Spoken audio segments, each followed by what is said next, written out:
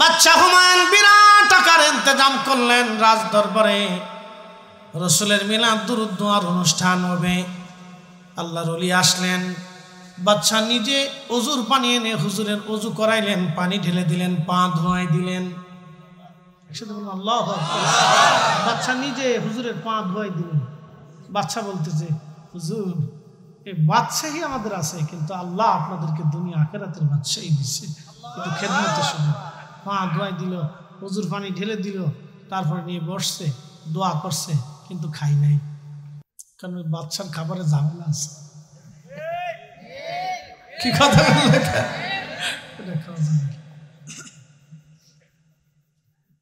আগের যুগের বুজুর্গ তাদের তাকওয়া ছিল ভিন্ন রকম। কথা ঠিক আছে না? অনেক তাকওয়া আছে, আমরা এটা পারি না, আমাদের দ্বারা সম্ভব না। আল্লাহ যেন কবুল করে, সকলে বলে না আমিন। প্রিয় উপস্থিতি, খুব মনোযোগ দিবেন। হযরত ওমর রাদিয়াল্লাহু আনহু বললেন, কে তোমার জিম্মাদারি নেবে? বলে আবু যর। আবু যরের কথা বলছিলাম। আবু যর স্ত্রীকে বলতেছিলেন, বিবিরে চিন্তা করো না, আমি মারা যাব, কিন্তু বহু মানুষ আমার জানাজাতে আসবে। হযরতে আবু যর স্ত্রীকে ডাক দিয়ে বলেন, বিবি তুমি দেখো টিলার উপরে দাঁড়ায় কোনো কাফেলা আসে কিনা। যদি কোনো কাফেলা দেখো তাহলে বুঝবা আবু যরের সময় শেষ। আহা, স্ত্রী টিলার উপরে দাঁড়ায় বলেন, হ্যাঁ স্বামী আমার, বহুদূরে একটা কাফেলা দেখা যায়। আবু যর বললেন, তাহলে আমার সময় ঘনিয়ে গেছে, ক্ষমা করো, আর দুনিয়াতে দেখা হবে না। স্ত্রী, তোমার হক আদায় করতে পারি নাই, সুখে দুঃখে নির্জনে আমরা দুইজন আল্লাহর ইবাদতে কাটিয়ে দিয়েছি, সময় আমার ঘনায় গেল। ওই কাফেলার প্রধান ছিলেন এই উম্মতের সবচেয়ে বড় মুফতি সাহাবী, যিনি সাহাবী রাসূল মুফতি আজম হযরতে আব্দুল্লাহ ইবনে মাসউদ রাদিয়াল্লাহু আনহু, যিনার ফতোয়ার পরে পৃথিবীতে কোনো সাহাবী কোনোদিন কোনো ফতোয়া দিতেন না, এমনকি হযরত ওমরের মতো সাহাবীও ফতোয়া দিতেন না। হযরত আব্দুল্লাহ ইবনে মাসউদ কোনো মাসালা নিয়ে ফতোয়া দিলে পৃথিবীর কোনো সাহাবী ফতোয়া দিতেন না, সবাই বলতেন আব্দুল্লাহ ইবনে মাসউদের ফতোয়া সেরা। কোরআনের তাফসীরে আব্দুল্লাহ ইবনে আব্বাস যখন কোন কোরআনের আয়াতের তাফসীর করতেন, পৃথিবীর কোন সাহাবী ওনার তাফসীরের বিরুদ্ধে আর কোন তাফসীর করতেন না। তারা বলতেন আব্দুল্লাহ ইবনে আব্বাসের তাফসীরই সেরা, কারণ তাফসীরের ব্যাপারে আব্দুল্লাহ ইবনে আব্বাসের জন্য নবী দোয়া করে দিয়েছেন, ওনারটাই সেরা। একবার জোরে বলা যাবে কি মারহাবা।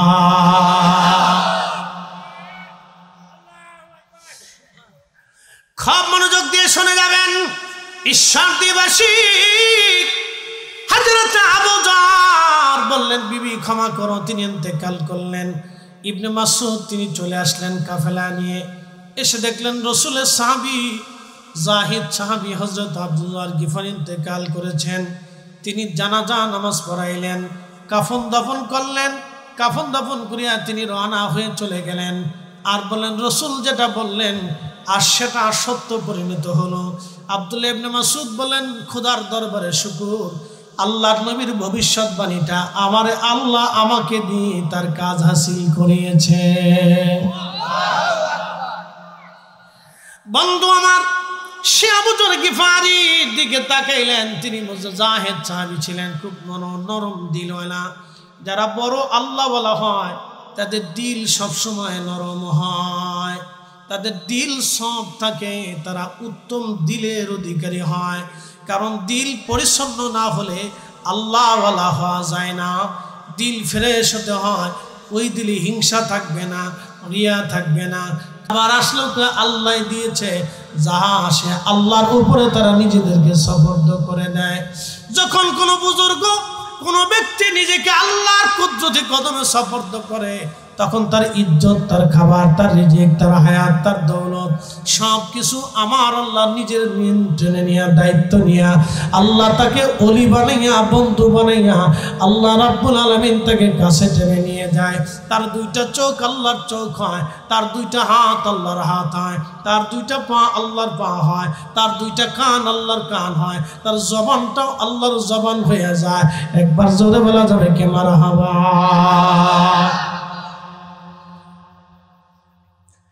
হাজেরা তো আমার বললেন, আবু যর আপনি কি এই যুবকের জিম্মাদারি নেবেন?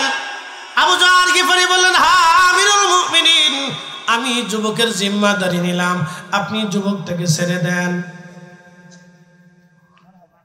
আচ্ছা, আবু যর গিফারি রাদিয়াল্লাহু আনহু যুবকটাকে চিনে না, কিন্তু জিম্মাদারি নিয়ে বসলেন। যুবকটা চলে গেল। হযরত ওমর চিন্তায় পড়ে গেলেন, আরে যদি ছেলেটা ফিরে না আসে তাহলে আল্লাহর ফয়সালা অনুযায়ী আবু যর গিফারির উপরে হত্যার দিয়াত বর্তাবে, আবু যরকে হত্যা করা হবে, কারণ সে জিম্মাদারি নিছে। হত্যা আবু যরের উপরে আসবে, আর একটা শুকরা যুবকের জন্য রসুলের এত দামি সাহাবী হত্যা হবে। আর আমি ওমর তো কখনোই আল্লাহর বিধানের বাহিরে চলে যাব না, অবশ্যই এই ফয়সালা আবু যরের উপরেই আমাকে দিতে হবে। একটু চিন্তা করতে পারছেন তারা দিনকে কিভাবে মেনে নিতেন, আইনটাকে, আল্লাহর হুকুমতটাকে তারা নিজেদের জীবনে মাথা পেতে মেনে নিতেন। কথা বলেন ঠিক কিনা? সাহাবী যারা বলেন তারা কি, তারা মুসলমান ছিল। বাপ, আমরা এই চেষ্টা করি হওয়ার জন্য, চেষ্টা করলে যদ্দূর যাওয়া যায় আর কি, বুঝছেন না? 100% পিওর না হলেও চেষ্টা করে যদ্দূর আগানো যায়। আল্লাহ কবুল করুক বলে না আমিন। তো খুব মনোযোগ দেন। আবু যর গিফারি রাদিয়াল্লাহু আনহু বললেন, খলিফা যুবক ফিরে আসবে, সময় হওয়ার আগেই চলে আসবে। তো আবু যর গিফারি অ্যাটিটিউডটা খুব শক্ত, কিন্তু সে হ্যাঁ ফিরে আসবে। তো 3 দিন পর ওমর জিজ্ঞেস করলেন, যুবক 3 দিন সময় দিয়ে কি করবে? আমার 1 দিন লাগবে পৌঁছাইতে, আর 1 দিন লাগবে আসতে, মাঝখানে একটা দিন থাকবে, আমি আমার ভাইয়ের সব কিছু বুঝাই দিয়ে তারপরে চলে আসবো। আপনি বুঝতেছেন যে ওমরের আদালতে ফিরে আসা মানে নির্ঘাত মৃত্যু। কারণ পৃথিবীর সব আদালত 2 নম্বর হতে পারে, হযরত ওমর, আবু বকর, উসমান, আলী, এই 4 জনের আদালত এবং আল্লাহ রসুলের আদালত কখনো 2 নম্বরই করে নাই। আর কিয়ামতের ময়দানে আল্লাহর আদালতের কোনো ছাড়পত্র হবে না, ডাইন বাম হবে না। কথা কন না কেন, ঠিক কিনা? আর কিয়ামতের আগে ইমাম মাহাদির আদালতটাও ডাইন বাম হবে না, বলে দিয়ে গেলাম।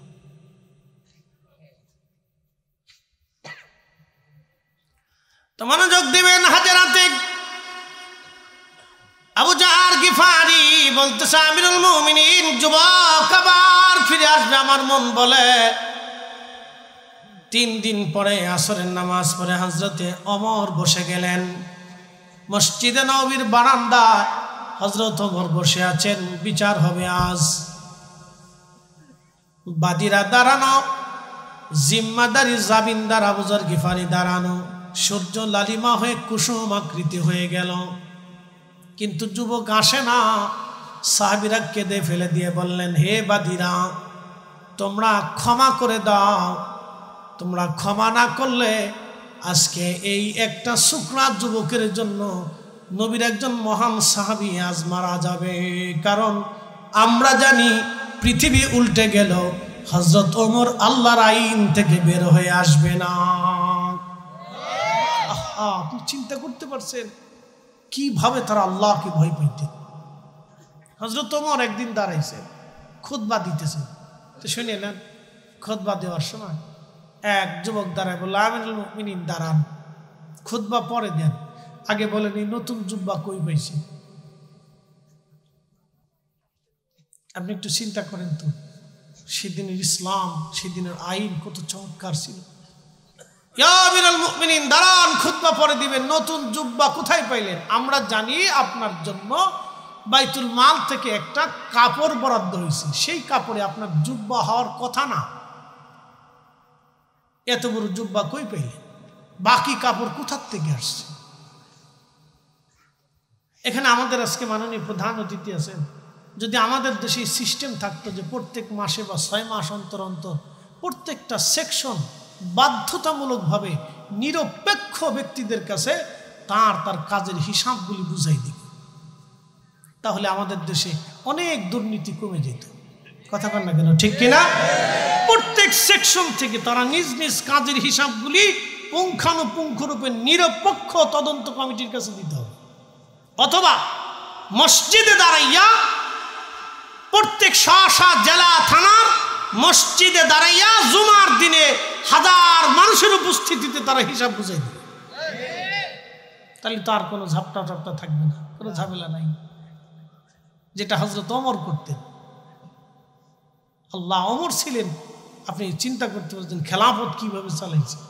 হিমসে চলে গেছে। হিমস আপনাদেরকে বুঝাই, বর্তমান সিরিয়ার রাজধানীর নাম দামেস্কের আগে আলেপ্পো, তার আগে হিমস।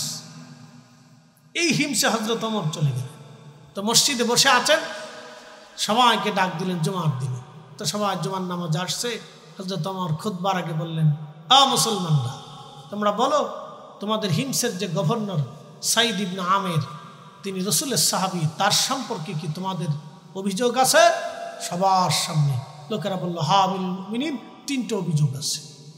বলে কি অভিযোগ? বলে 1 নম্বর, সে সকালবেলা কাজে দেরিতে আসে, জবাব দিতে বলে। দেরিতে আসে কেন? আমি 4-5 বছর আগে, বেশ অনেক করোনার আগে, তা আমি ওই ইন্ডিয়ান এক্সপোর্ট ইম্পোর্ট লাইসেন্স করতে গেছি, ব্যবসা করব। চিন্তা করলাম যে ওই বা আমাদের ফরিদপুরের এক অফিসে ঢুকছি, তো অনেকটা সিগনেচার লাগে, কি একটা কাগজ যেন আমার পাঠাইছে। তো সিগনেচার 7 দিন পর্যন্ত ঘুরছি, দেয় না। পরে হাতের অ্যাসিস্ট্যান্টে বললাম, কি ব্যাপার, তোমাকে স্যারে সিগনেচার দেয় না, মাল টুস দেওয়া লাগে।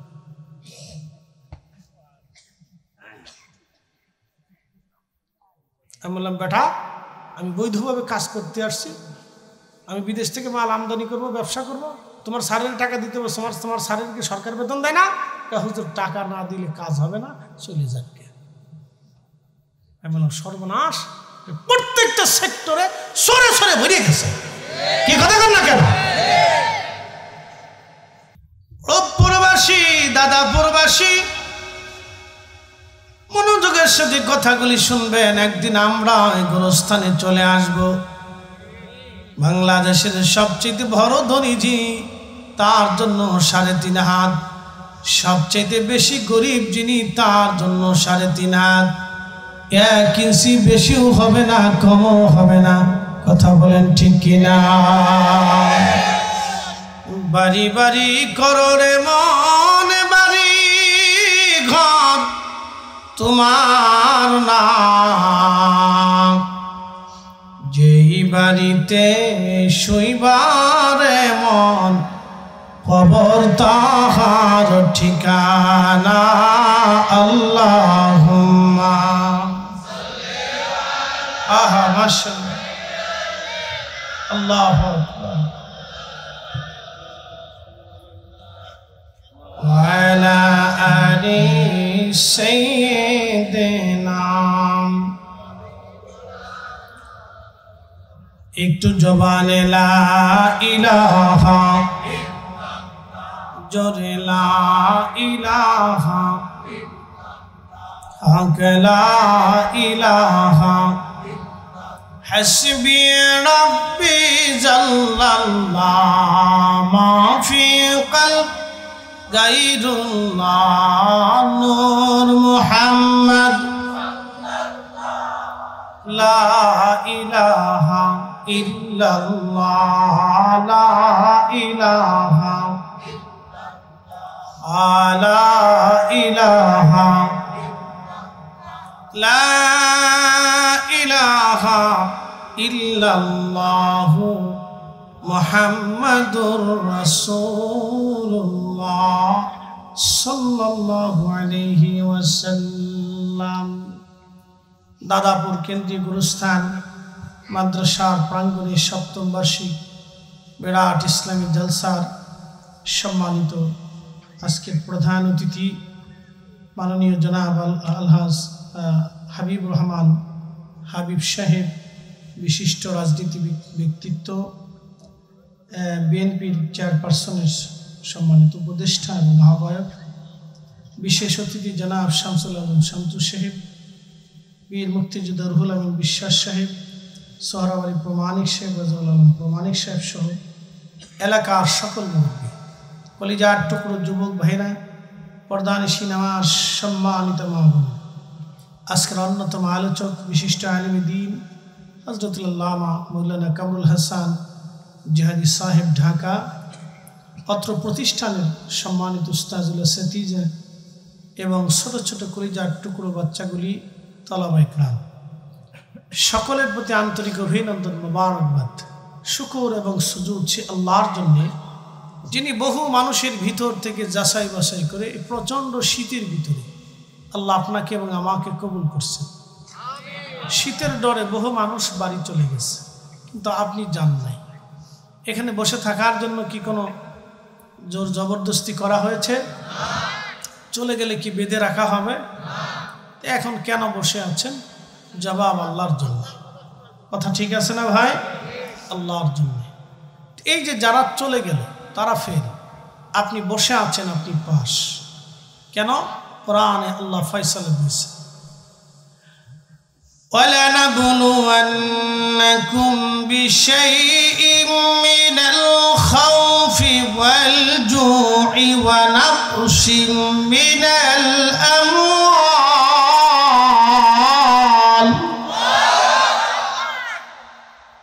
মাল দেয় কে? জীবন দেয় কে? সব কিছু কার? আমার বয়স 45 বছর আগে পৃথিবীতে আমার কোনো অস্তিত্ব ছিল। আজকের প্রধান অতিথি যিনি আছেন, হয়তো আমার ভাইজানের বয়স 50 আসতে, 70, সর্বনাশ, যাক 50, আমি আইডিয়া থেকে বলছি, তো যাক 70 বছর বোঝা যায় না, আলহামদুলিল্লাহ, আল্লাহ আল্লাহ আরো হায়াত দিন, বলে না আমি। তো 70 এর অর্থ হচ্ছে 80 বছর আগে ওনার অস্তিত্ব পৃথিবীতে ছিল না, আবার 80 বছর পরে ওনারও অস্তিত্ব থাকবে না। তাহলে আমরা ফিরে যাব কার কাছে? আল্লাহর কাছে। আমাদের সব কিছু কার? সব কিছু আল্লাহ। পানি আল্লাহর, জমিন আল্লাহর, বাতাস আল্লাহর, শীত আল্লাহর, সূর্য আল্লাহর, চাঁদ আল্লাহর, আলো আল্লাহর, অন্ধকার আল্লাহর, রিজিক আল্লাহর, খাবার আল্লাহর, আমি আল্লাহর, আমার দেহের বাতাস আল্লাহর, রক্ত আল্লাহর, পানি আল্লাহর, স্বাস্থ্য আল্লাহর, ওষুধ আল্লাহর, সব আল্লাহ, সব আল্লাহ, সব আল্লাহ। না আমাদের আছে? একসাথে বলেন না, জোরে বলেন, জোরে বলেন। তো কিছু যদি না থাকে তাহলে যা আছে তা নিয়ে ফারাফারি করার অর্থ কি? কথা কন না কেন? জোরে বলে। ফারাফারি করে কোনো লাভ করছে কেউ? নমরুদে, ফেরাউনে কেউ লাভ করে? তো তাদের আচরণ যাদের মধ্যে আসবে তারাও লাভ করবে না। জোরে বলেন, কথা ঠিক কি না? তাদের কোনো ফায়দা বেহুদা, অনেকে বুঝে না। কোরআন আল্লাহ ফয়সালা দেন, قُلِ اللَّهُمَّ مَالِكَ الْمُلْكِ تُؤْتِي الْمُلْكَ مَن تَشَاءُ।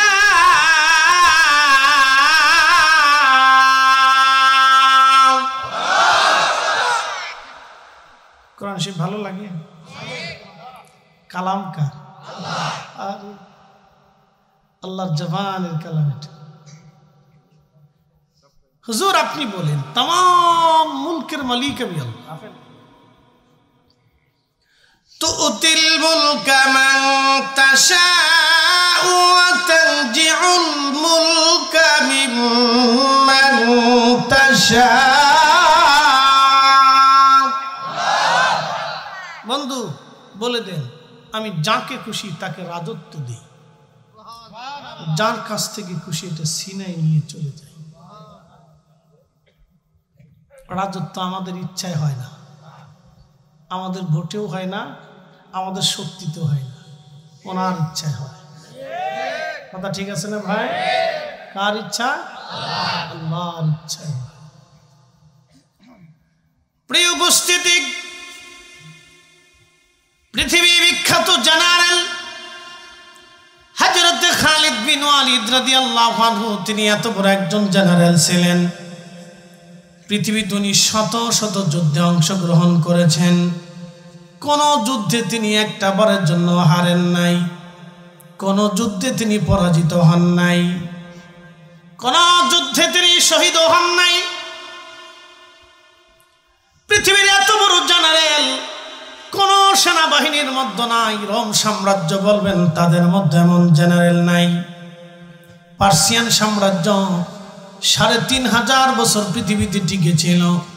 রোম সাম্রাজ্য 7 থেকে 8000 বছর পৃথিবীতে। ফ্রান্সিস সাম্রাজ্য, চেঙ্গিসের সাম্রাজ্য, চাইনিজ সাম্রাজ্য, হালাকুর সাম্রাজ্য। এরপর আপনি যদি দেখেন ফাতিমীয় সাম্রাজ্য, সেলজুক সাম্রাজ্য, উসমানীয় সাম্রাজ্য, মুঘল সাম্রাজ্য। এরপরে যদি আপনি দেখেন পৃথিবীতে বড় বড় সাম্রাজ্য চলে গেছে, কোন সাম্রাজ্যে খালিদ বিন ওয়ালিদের মতো জেনারেল কোনো মা জন্ম দিতে পারে নাই। হযরত খালিদ বিন ওয়ালিদ জীবনে কোন যুদ্ধে কখনো তিনি হারেন নাই। একদিন এক যুদ্ধে তিনার মাথার হেলমেটটার ওজন ছিল প্রায় 27 কেজি। একসাথে বলবেন না মারহাবা। 27 কেজি ছিল শুধু হেলমেটের ওজনটা, শিকল সহ। আপনি বুঝেন তো কেমন বেড়ার বেড়া আছে যে 27 কেজি মাথায় নিয়ে যুদ্ধ করত। তাও এক হাতে তলোয়ার চালাইতেন না, তলোয়ার চালানোর সিস্টেম ছিল 2 হাত দিয়ে। পৃথিবীতে কোন বীর যোদ্ধা রোম সাম্রাজ্য আর পার্সিয়ান সাম্রাজ্য ওনার সামনে বেশি সময় টিকতে পারত না। তো ওনার মাথার উপর থেকে হেলমেট পরে তিনি যুদ্ধ বাদ দিয়ে হেলমেট খুঁজতেছে। তো সেনা সদস্যরা খুব চিন্তায় পড়ে গেল যে উনি যুদ্ধ করা বাদ দিয়ে হেলমেট খুঁজে কেন। দীর্ঘ সময় পরে তিনি হেলমেট খুঁজে পেলেন। হেলমেট পাওয়ার পরে লোকেরা বলল, সেনাপ্রধান আপনি কেন হেলমেট তালাশ করলেন? কারণ বুঝলাম না। খালিদ বিন ওয়ালিদ বললেন, ও সেনাবাহিনীর সদস্যরা, আমার হেলমেটের মধ্যে কি আছে তোমরা কি দেখতে চাও? বলে হ্যাঁ। বলল, হেলমেটের উপর করে খুলে দেখানো হলো। হেলমেটের ভিতরে একটা চুল দেখা যায়। একটা চুল উনি হেলমেটের ভিতরে বেঁধে রেখেছেন। জিজ্ঞেস করলো, খালিদ হেলমেটের মধ্যে চুল কেন বাঁধা আছে? খালিদ বিন ওয়ালিদ বললেন, এ মুসলমান, তোমরা জানো না এই চুল আমার রাসূলের পবিত্র মাথা মোবারকের চুল। আমি হেলমেটের মধ্যে বেঁধে রাখার কারণে যত সময় হেলমেট আমার মাথার মধ্যে থাকে, আমার রব ওই চুল মোবারকের উসিলা আমার মাথার ভিতরে নতুন নতুন রণকৌশল আল্লাহ দিয়ে দেয়।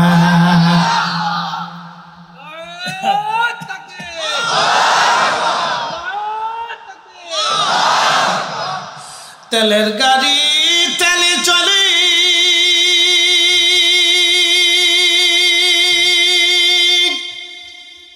হাওয়ার গাড়ি হাওয়ায় উড়ে, বিনা তেলে চালায় গাড়ি নবী সুলাইমান। আমরা সেই মুসলমান। মসজিদে জুতা চুরি করি। আমার মনে আছে বহু বছর আগে আমি মাহফিল করতাম, ওই হ্যাজাক লাইট চিনচিন ফার্ম মাইরে মেরে এই সময় থেকে ওয়াজ করি। তা বুঝতেছেন আমারও ওয়াজের বয়স কিন্তু কম না, বেড়ার বয়স কম আছে কিন্তু ওয়াজের বয়স কম। স্টুডেন্ট লাইফ থেকে বয়ান করি। তো হ্যাজাক লাইট জ্বালাইয়া মাহফিল দিচ্ছে। তো তখন ওই মাহফিলে গেলে 100 টাকা 50 টাকা 150 টাকা দিত। আবার কোন কমিটি কিন্তু হুজুর আসছেন জামকে পরে দেখা করবেন, আর জীবনে দেখা হয়েছে না। তো তখন ওই অনেক স্টুডেন্ট লাইফ কষ্ট করে 1600 টাকা দিয়ে বাটার থেকে একজনের জুতা কিনছে।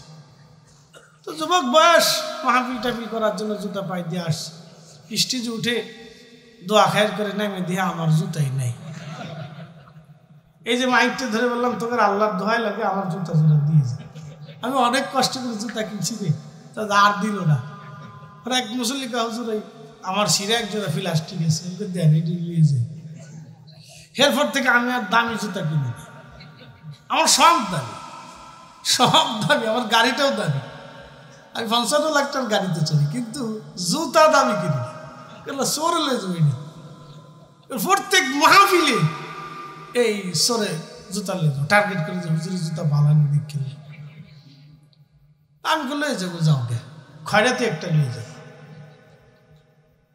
আমাদের আপনি একটু চিন্তা করেন, আমার এই আজকে প্রধান অতিথির কথা শুনে আমার খুব মজা লাগছে। সামনে প্রশংসা করা ঠিক না, রাজনীতি ব্যক্তিত্বদের এরকম হওয়া উচিত। আলহামদুলিল্লাহ, আল্লাহ হায়াতুত তাইবা দিক বলে না আমিন। আমি সামনে ওনার কোনো প্রশংসা কোনো কথা বলবো না। শুধু মানুষ রাজনীতি করে কারণ হচ্ছে মানুষের জন্য, কথা ঠিক আছে না ভাই? হযরত ওমর খলিফা কেন হয়েছিল? মানুষের জন্য।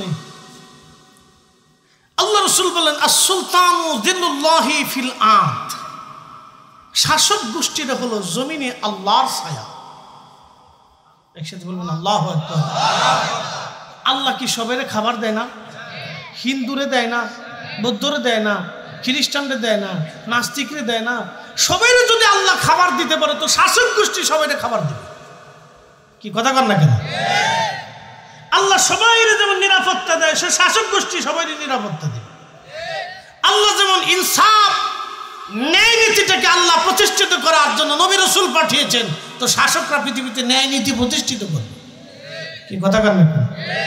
আমাদের দেশে বিচার আচার কয়টা ঠিক মতো হয় বলেন তো? চোখ টিভিতে বিচার হয়, আবার ফোনে করে চাচা আমি কিন্তু মনে রাখেন, ঠিক আছে না ভাই? আবার কাকা ওই কাকির কাছে কিন্তু দিয়েছি, কাকির কাছে দিয়েছি, বিচার বুঝে কিন্তু বুঝে সুযোগ করেন, আবার দেখেন আমার ভোলাটার দেখেন। আচ্ছা বলেন তো, আপনার ছেলে যদি অন্যায় করে তো ন্যায়ের পক্ষে থাকবেন না ছেলের পক্ষে থাকবেন? তো ন্যায়ের পক্ষে যদি প্রত্যেকটা বাবা ন্যায়ের পক্ষে থাকে তাহলে মামলা হওয়ার কথা না। চেয়ারম্যান সাহেবও লাগে না, মেম্বারও লাগে না, পুলিশ প্রশাসনও লাগে না, কিচ্ছু লাগে না, বাবাই বিচার করে দিত। কথা ঠিক আছে না ভাই? সমস্যা আমাদের ভিতরে, আমাদের ভিতরে অনেক সমস্যা। প্রিয় উপস্থিতি, মনোযোগ দিবেন। সাইয়্যিদুনা হযরত ওমর রাদিয়াল্লাহু আনহু বসে আছেন মসজিদে নববীতে। বসে থাকা অবস্থায় লোকেরা একটা যুবককে ধরে নিয়ে আসছে। হযরত ওমর জিজ্ঞেস করেন, লোকেরা যুবকটাকে কেন ধরে আনছো? লোকেরা বলল, আমিরুল মুমিনিন, এই যুবকটা আমাদের বাবাকে হত্যা করেছে, মার্ডার মামলার আসামি, ধরে নিয়ে আসছি। আল্লাহর আইন অনুযায়ী, কোরআনের ফয়সালা অনুযায়ী আপনি আইন করে দেন, বিধান দিয়ে দেন। হাতে কি? একবারে 100% পিওর ও শিওর দিয়ে পৃথিবীতে 4 জন রাষ্ট্র পরিচালনা করছে, এরপর আর কেউ পারে না। আবু বকর, ওমর, উসমান, আলী, এরপরে আর কারো নসিবে জুটে নাই। আর পৃথিবীর শেষে একজন আসবে, তিনি ইমাম মাহদি, বাবার নাম আব্দুল্লাহ, ওনার নাম হবে মুহাম্মদ। রাসূল বললেন সহিহ বুখারীর কিতাবুল ফিতানের ভিতরে, আমি যেইভাবে পৃথিবীতে ইনসাফ প্রতিষ্ঠিত করেছি, আমার মাহদি সারা পৃথিবীতে সেইভাবে ইনসাফ প্রতিষ্ঠিত করবে। একসাথে বলেন আল্লাহু আকবার। না না, জোরে বলেন আল্লাহু আকবার। রাজনীতির অর্থই হচ্ছে ইনসাফ প্রতিষ্ঠিত করা। কথা বলেন ঠিক না বেঠিক? যে করতে পারবে সে সাকসেস, সে মানুষের হৃদয়ে বহুদিন বেঁচে থাকবে। আজকে ওমর কি দুনিয়াতে আছে? কিন্তু ওমর আজকে আমাদের হৃদয়ের মধ্যে বেঁচে আছে। কথা ঠিক আছে না ভাই? আমাদের সবার হৃদয়ে হযরত ওমর বেঁচে আছে। প্রিয় উপস্থিতি, সাইয়্যিদুনা হযরত ওমর রাদিয়াল্লাহু আনহু তিনি লোকদেরকে বললেন, যুবকটাকে নিয়ে আসো আমার সামনে। জিজ্ঞেস করলেন, যুবক তুমি কি তোমার তাদের বাবা বৃদ্ধ মানুষটাকে হত্যা করে ফেলেছ? যুবক বলল, হ্যাঁ ইয়া আমিরুল মুমিনিন, আমিরুল মুমিনিন, আমি তাকে হত্যা করেছি। কেন হত্যা করলা যুবক, কারণ কি? বলে, হুজুর আমার একটা উট ছিল, উটের একটা সুন্দর বাচ্চা ছিল। আপনারা দেখবেন ছাগলের ছোট বাচ্চাটাকে মালিক বড় আদর করে, গরুর একটা বাচ্চা হলে ঘুগরি গলার মধ্য দিয়ে দেয়, ওই ঘুগরি বাঁধার পরে বাচ্চাটা দৌড়াদৌড়ি করে মালিকের খুব ভালো লাগে, ঠিক আছে না? বিড়ালের বাচ্চা হলে মালিক খুব আদর করে বিড়ালটাকে খাওয়ায়, কোলের মধ্যে নেয়। ছোট ছোট বাচ্চা কাচ্চা এগুলি দেখতে খুব সুন্দর দেখা যায়। তো ছেলেটা বলতেছে, হুজুর উটের একটা ছোট্ট বাচ্চা আমার খুব আদরের, এই বাচ্চাটা দৌড়ায় তার খেজুর বাগানে যাওয়ার কারণে সে একটা পাথর মানে আমার উটের বাচ্চার চোখ বের করে দিয়েছে। আমাদের দেশে এই ছাগল নিয়ে, বকরি নিয়ে, মুরগি নিয়ে, এগুলি নিয়ে বিরাট যুদ্ধ লাগে, ঠিক আছে না ভাই? যুদ্ধ কিন্তু 1.5 ফাঁকি জমি নিয়ে না, 1 ইঞ্চি জমি নিয়ে যুদ্ধ, কিন্তু 50 লক্ষ কোটি টাকা নিয়ে না, 50 টিয়া নিয়ে। পরে গ্রাম সূত্রে মারামারি করে, তারা নিজের একজন আরেকজনে ফিডায়, আরেকজন আরেকজনে ফিডায়, কে লেগে ফিডায়, নিজেরও কুইতারে না। এ তো মারামারি আমাদের দেশে, মানব জাতি। আচ্ছা বলেন তো, কুত্তায় কুত্তায় মারামারি করছে, জীবনে কোনদিন মার্ডার হতে দেখছেন? বিড়ালে বিড়ালে এত খামচা মারামারি করলো, জীবনে মার্ডার হতে দেখছেন? মুরগাই মুরগাই মারামারি, ঠুকরা ঠুকরি, জীবনে কোনোদিন মার্ডার হতে দেখছেন? কখনো মার্ডার হতে দেখবেন না। কিন্তু একমাত্র মানব জাতি নিজেরা মারামারি করলে এক মানব আর এক মানবকে হত্যা করে। কথা কোন ঠিক কিনা? এই জন্য মানুষকে মানুষের মতো হতে হবে। মানুষকে কি হতে হবে? মানুষের মতো হতে হবে। আপনি মুসলমানের হিসাব পরে আসেন, মুসলমান অনেক ঊর্ধ্বের কথা, মুসলিম অনেক ঊর্ধ্বের কথা, মুসলিম অনেক ঊর্ধ্বের কথা। যেই বেটা হোটেলে মরা মুরগি চালাই দিয়ে লাভের জন্য মানুষের মরা মুরগি খাওয়া, ও মুসলমান তো পরে হিসাব করে মানুষ হয়েছে কিনা আগে চিন্তা করে। যেই লোক তার নিজের বোনের জমি বুঝাই দেয় না, মুসলমানের হিসাব পরে করে মানুষ হয়েছে কিনা আগে দেখে। যেই চাচা তার এতিম ভাতিদার সম্পদ বুঝাই দেয় না, মুসলমানের হিসাব পরে করে নাকি মানুষ হয়েছে কিনা বুঝে। কি কষ্ট হইতেছে আপনাদের? উচিত কথায় মহাই গেছে, গরম বাতে বিলাই গেছে। এগুলো শোনার দরকার। বাপ, আমরা সবাই এই গোরস্থানেই চলে যাব, কথা ঠিক আছে না? এখানেই চলে যাব। তো যেতেই হবে, এটা নিয়ে পাড়াপাড়ি করে কি লাভ আছে? আমি আমার দেশের জমি জমা তো দেখার সুযোগ হয় না। একবার বড় ভাই বললো, তুই একটু ঘুরে ঘুরে দেখে। তো আমি ঘুরতে যাই, আমাদের এলাকার পশ্চিম পাড়ার এক জমিন দেখতে গেছি। দেখি জমিন ছিল সোজাই, বাঁকা দিয়ে চলে গেছে। তো পাশের জমি আলা জমিনে ক্ষেত পরিষ্কার করতেছে। আমি বললাম, কাকা, ছোট কাল থেকে তো সোজা দেখছি, তো বাঁকা হলো কেন? না আমি পাই। তাই বললাম, কাকা তো এটা নিয়ে তো ঝগড়া করার কিছু নেই, তো আধা হাত বেশি নিছেন বা 4 ইঞ্চি বেশি নিছেন। কাকা যদি আপনি পায়া যান তো বাঁচাই দিলেন, আর যদি না পায়া থাকেন তাহলে মামলা কিন্তু কিয়ামতের ময়দানেই হবে। পরের তারিখ দিন না সোজা হয়ে গেছে। তো ভাবলাম যে আল্লাহর ভয় পাইছে, কথা ঠিক আছে না? এটা কিন্তু একটা ভালো গুণ। এটা কি একটা গুণ? ভালো গুণ। কোরআনে এই গুণের কথা বলছেন। এই যে আমাদের প্রধানমন্ত্রী আজকে কি বললেন, যে আমি যেটা দেবো টকশোর থেকে 10,000 পাইতে পারি, 15,000 পাইতে পারি, আমি হালালটাই দিব। মারহাবা কথা না, আরো জোরে বলেন। এটা কিন্তু একটা ভালো গুণ, কারণ উনি আল্লাহকে ডরাচ্ছে যে আমি আল্লাহর কাজে যেটা দেবো সেটা আমি আল্লাহটা হালালটাই দিয়ে দিই। এটা একটা ভালো গুণ, কথা ঠিক আছে না? আল্লাহর কোরআনে বলতেছে, ইন্নামাল মুমিনুনা আল্লাযীনা ইযা যুকিরাল্লাহু ওয়াজিলাত কুলুবুহুম ওয়াজিলাত কুলুবুহুম।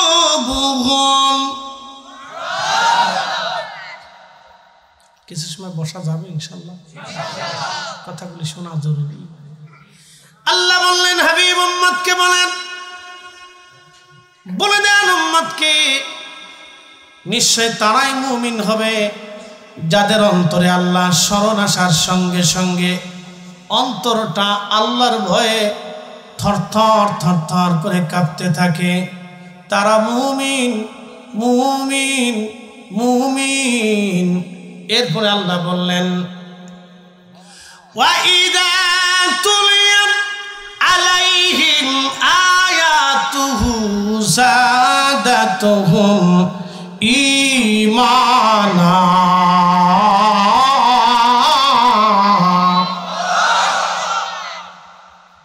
কোরআনের তেলাওয়াত শোনার সঙ্গে সঙ্গে যারা মুমিন তাদের অন্তরের ঈমান বাড়তে থাকে, ঈমান বাড়তে থাকে, ঈমান বাড়তে থাকে। কোরআনের তেলাওয়াত শোনার সঙ্গে সঙ্গে ঈমান বাড়তে থাকে। খাদিমুর রাসূল হযরত আনাস সারা রাত্র কোরআন শরীফ পড়ে, তিনি এক পড়া কোরআন বাকি রাখতেন। খাদিমুর রাসূল পৃথিবীতে এই লোক আর কারো নসিবে হবে না, এই লোক আর কোনোদিন জন্ম হবে না। খাদিমুর রাসূল হযরত আনাস 10 বছর রসুলের কদমের খেদমত করেছেন একটানা। নবীর চরিত্রের হুবহু তিনি এমন ছিলেন। সারা রাত্র কোরআন শরীফ পড়তেন, ফজরের নামাজ পড়ে বাড়িতে যাইতেন, 1 পারা অথবা 2 পারা রেখে দিতেন। ওনার 100-র মতো আল্লাহ সন্তান দিয়েছিলেন, অনেক সম্পদ আল্লাহ দিয়েছিলেন তাকে। সব সন্তান নিয়ে খাদেম রসুল ফজরের নামাজের পরে বাকি পড়াগুলি তেলাওয়াত করে সন্তানদেরকে সবাইকে নিয়ে জামাতের সাথে দোয়া করতেন। দোয়া যখন করতেন, করা শেষ, তখন খাদেম রসুল বলতেন, সন্তানরা, আমি আমার মাসুক নবীর জবান থেকে শুনছি, কোরআন খতম দেওয়ার পরে আল্লাহ রাব্বুল আলামিন যেই দোয়া করা হয় সেই দোয়া আল্লাহর আসমানের সাথে সাথে কবুল হয়ে যায়। এখন ফতোয়া দিয়ে তো কোরআন খতম বন্ধ করে দিচ্ছে, তো লাভ হয়েছে কেন? শয়তানের লাভ হয়েছে?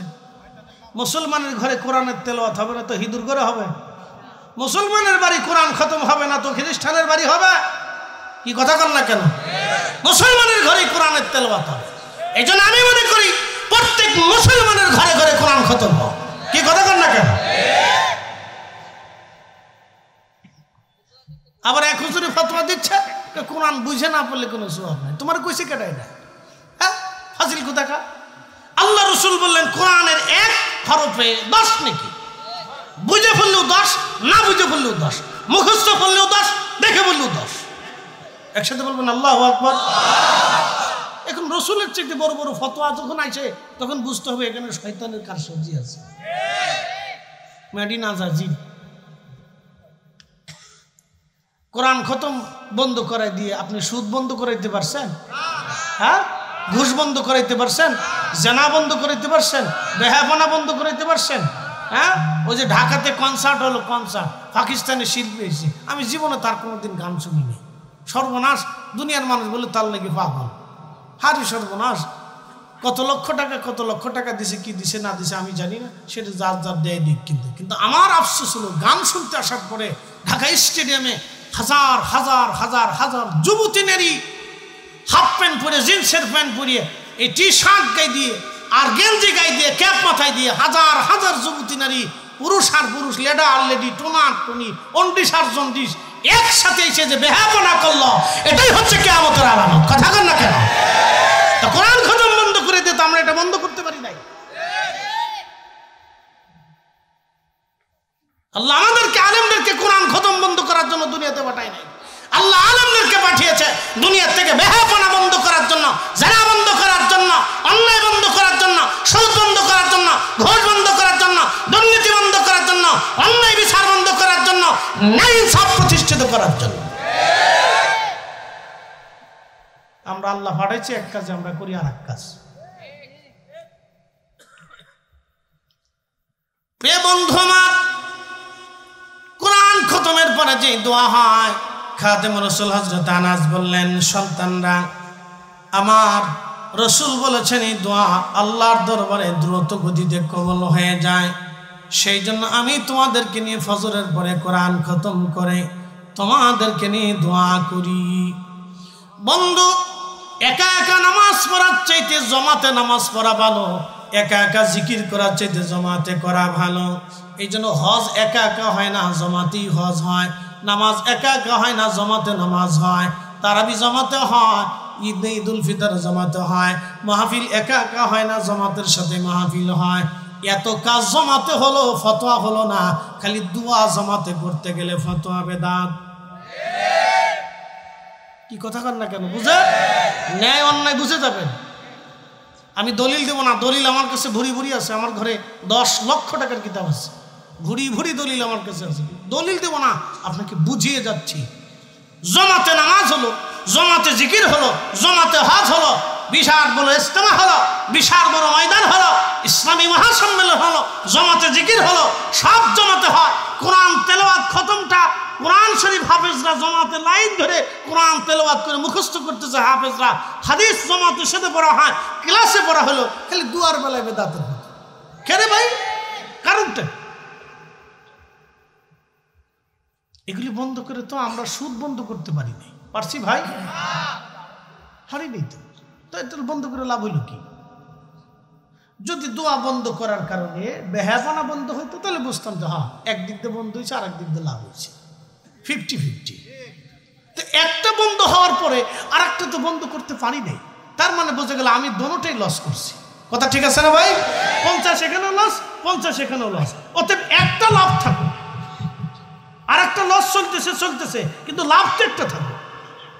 এই জন্য কোরআনের তেলাওয়াত ওয়া ইযা তুলিয়াত আলাইহিম আয়াতুহু যাদাতুহুম ঈমানা। হযরত ওমর তার ভাই এবং ভগ্নিপতিকে, বোন এবং ভগ্নিপতিকে পিটাইতে গেছে, তো শুনতে যেছে কোরআন তেলাওয়াতের আওয়াজ হযরত ওমরের কানে লাগলো, লাগার সাথে শুধু কান পর্যন্ত যায়নি, দিল পর্যন্ত গেছে। মায়ের দৌড় দেওয়ার পরে কে তোরা কি পড়তেছিলি? কোরআন পড়তেছিলি, কার একটু শোনা। ভালোই তো লাগে, শোনার পরে আরো একটু দিল নরম হয়ে গেল। একসাথে বলবেন আল্লাহু আকবার। এই জন্য আমি মনে করি কোনো বেহায়া ফোলা যদি থাকে, বেহায়া নারী যদি থাকে, তাহলে ওদের বসায় কোরআন তেলাওয়াত করা উচিত। কথা খারাপ কিছু ভাই? ওদের বসায় কি করা উচিত? কোরআন তেলাওয়াত করেছিস। যেটা আপনার এই কি বলে নেশা করেছে, ওদের বসায় কোরআন তেলাওয়াত করা উচিত, ওদের কোরআন তেলাওয়াত শোনানো উচিত। ওদের সামনে বসাইয়া বলবেন যে হাফেজ সাহেবরে বলবেন, ইমাম সাহেব একটু সরে সুন্দর করে লাহানে ওর একটু কোরআন তেলাওয়াত শোনা, দেখবেন দিল পরিবর্তন হয়ে গেছে। যেন খালি ফতোয়া দিয়ে হয় না বাবা, বুঝে সুঝে কাজ করতে হয়। ইসলামের এমন কিছু বিষয় আছে যেগুলি বন্ধ করে দিয়ে আমাদের কোনো উপকার হয়নি, আমাদের ক্ষতি হয়ে গেছে, অনেক বড় ক্ষতি হয়েছে। প্রিয় উপস্থিতি, মনোযোগ দিয়ে শুনে যাবেন। সাইয়্যিদুনা হযরত ওমর রাদিয়াল্লাহু তাআলা আনহু তিনি যুবককে বললেন, যুবক কেন? আল্লাহ বলে হুজুর উটের চোখ বের করে দিয়েছে, সেই জন্য আমি তাকে পাথর মেরেছিলাম। আমি জানি না বৃদ্ধ মারা যাবে, কিন্তু পাথরের আঘাতে বৃদ্ধ মারা গিয়েছে আমিরুল মুমিনিন, আমি ইচ্ছা করে হত্যা করি নাই, ভুলবশত হয়ে গেছে। হযরত ওমর বললেন, আল্লাহর আইনে তোমার হাতের মাধ্যমে মৃত্যু সংঘটিত হয়েছে, খোদার বিধানে তুমি দায়ী, অতএব আল্লাহর বিধান অনুযায়ী তোমাকে মৃত্যুদণ্ড দেওয়া হবে। যুবক বলল, আমিরুল মুমিনিন আল্লাহর আইনটাকে আমি মাথা পেতে মেনে নিলাম, মৃত্যুদণ্ড গ্রহণ করলাম, কিন্তু হুজুর আমাকে 3টা দিন জামিন দেন, জামিন দেন। হযরত ওমর বললেন, যুবক জামিন দিয়ে কি করবা? বলে, হুজুর আমার বাড়ি, আমার একটা ছোট্ট ভাই আছে, আমার বাবা মারা যাওয়ার সময় কিছু সোনা দানা টাকা পয়সা আমার ভাইয়ের জন্য আমার কাছে জমা দিয়ে গিয়েছিল, ওই টাকা পয়সাগুলি আমি একটা ছোট্ট সিন্ধুকে করে মাটির নিচে পুঁতে রেখেছি, আমি ছাড়া আল্লাহ ছাড়া আর কেউ জানে না। এখন আপনি যদি আমাকে মৃত্যুদণ্ড দেন তাহলে ওই ভাইয়ের হক নষ্ট হয়ে যাবে, আমার এতিম ভাইটা হক পাবে না। আমিরুল মুমিনিন 3টা দিন আমাকে জামিন দেন, আমি আবার ফিরে আসবো। আল্লাহু আকবার। আর আমাদের দেশে ভাইরা 1 ইঞ্চি জমিনে কিলিকিলি উড়ে মারামারি করতেছে, বাপরে বাপ। সারা বছর ঘুমাইলে একসাথে মারামারি লাগে না, বিয়ে করার পরে মারামারি লাগে কে ভাই? এখন এই ওয়াজ করলে তো আগের বছর বিড়িটা আবার বিরুদ্ধে আন্দোলন করবো, আই হুজুরের দাওয়াত দিয়ে কি কথা কল কে ভাই ভাই, সারা বছর মিল, তো বিয়ে হওয়ার পরে অমিল হইল কে? খালি চাবি মারে, মারাত্মক চাবি, বাপরে বাপ, কান কোন ভারী করে ফেলে, দেখবে শরীর উত্তপ্ত করে ফেলে, মাথাটাকে গরম করে ফেলে, হিট করে ফেলে। প্রিয় উপস্থিতি, দুঃখজনক কথা এগুলি। 3 ভাই বাবার সম্পদ পাবে, ওরা 3 জনে এক জায়গায় বসবে, কতটুকু কোন জায়গায় জায়গা আছে ভাগ্য করে নিজেরা বুঝে সুঝে নিয়ে যাবে। এর ভিতরে বেরিয়ে আঙ্গুল দেখা, তুমি কি বলদ নাকি? বলদের লোকে বিয়ে বুঝছি, বালা জমিটা দেখছো না, তুই বড়টা দিয়ে দিল। কি কথা বল না কেন? দিছে না সেটাইয়া এই গেল সেটা পাম্পটি হোক, কথা তো ঠিক হয়েছে। এই জন্য জমি জমা ভাগ বাটোয়ারার সময় নিজেরা ওই বউগার কাছে রাখবেন না, এটা 1 সময় দূরে হঠাৎ, মানে প্রয়োজনে বাপের বাদ দিয়ে দিবেন, যাও। কি কথা কন না, এদের কাছে রাখবেন না। 3 ভাই বইবেন, সুন্দর করে মিলমিশ করে ভাগ্য করে বিয়ে দেবেন, শেষ। মেম্বার লাগবে না, চেয়ারম্যান লাগবে না, আদালত লাগবে না, পুলিশ লাগবে না, কাউকে লাগবে না। একসাথে বসে ভাগ্য করে নিয়ে, এক ভাই বোন আছে 2 জন, সুন্দর করে ভাই বোন বসে এক জায়গায় বসে সুন্দর করে ভাগ্য করে বুঝে সুঝে নিয়ে যায়, শেষ হয়ে গেল না। তৃতীয় পক্ষ রাখবেন না। তৃতীয় পক্ষ বুঝছেন আমরা বাড়ি গেলে রান্না বান্না খাওয়াবো কিনা আল্লাহ জানে।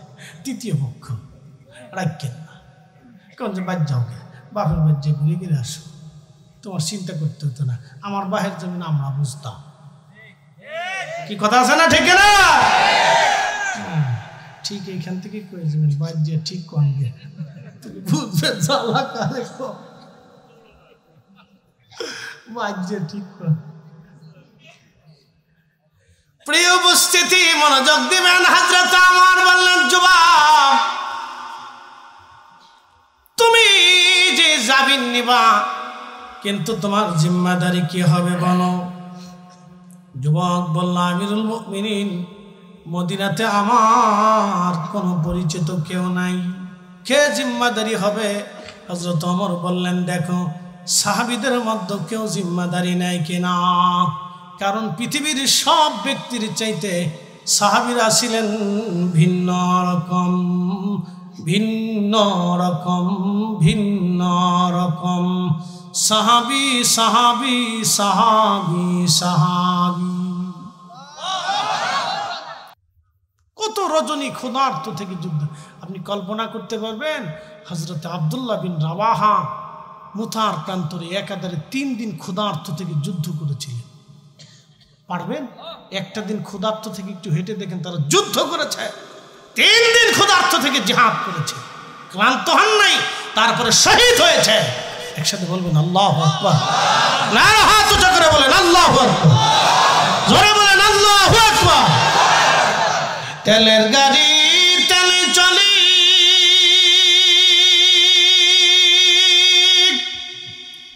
হাওয়ার গাড়ি হাওয়ায় উড়ে, বিনা তেলে চালাই গাড়ি নবী সুলাইমান, আমরা সেই মুসলমান। হযরত ওমর বললেন, দেখো কোন সাহাবী রাসূল পাও কিনা। যুবকটা তাকায়, কোন সাহাবী রাজি হয় না, কিন্তু একজন সাহাবী রাজি হয়ে গেলেন। তার নাম হযরত আবু যর গিফারি রাদিয়াল্লাহু আনহু। সাহাবীদের মধ্যে তিনি জাহিদ সাহাবী ছিলেন।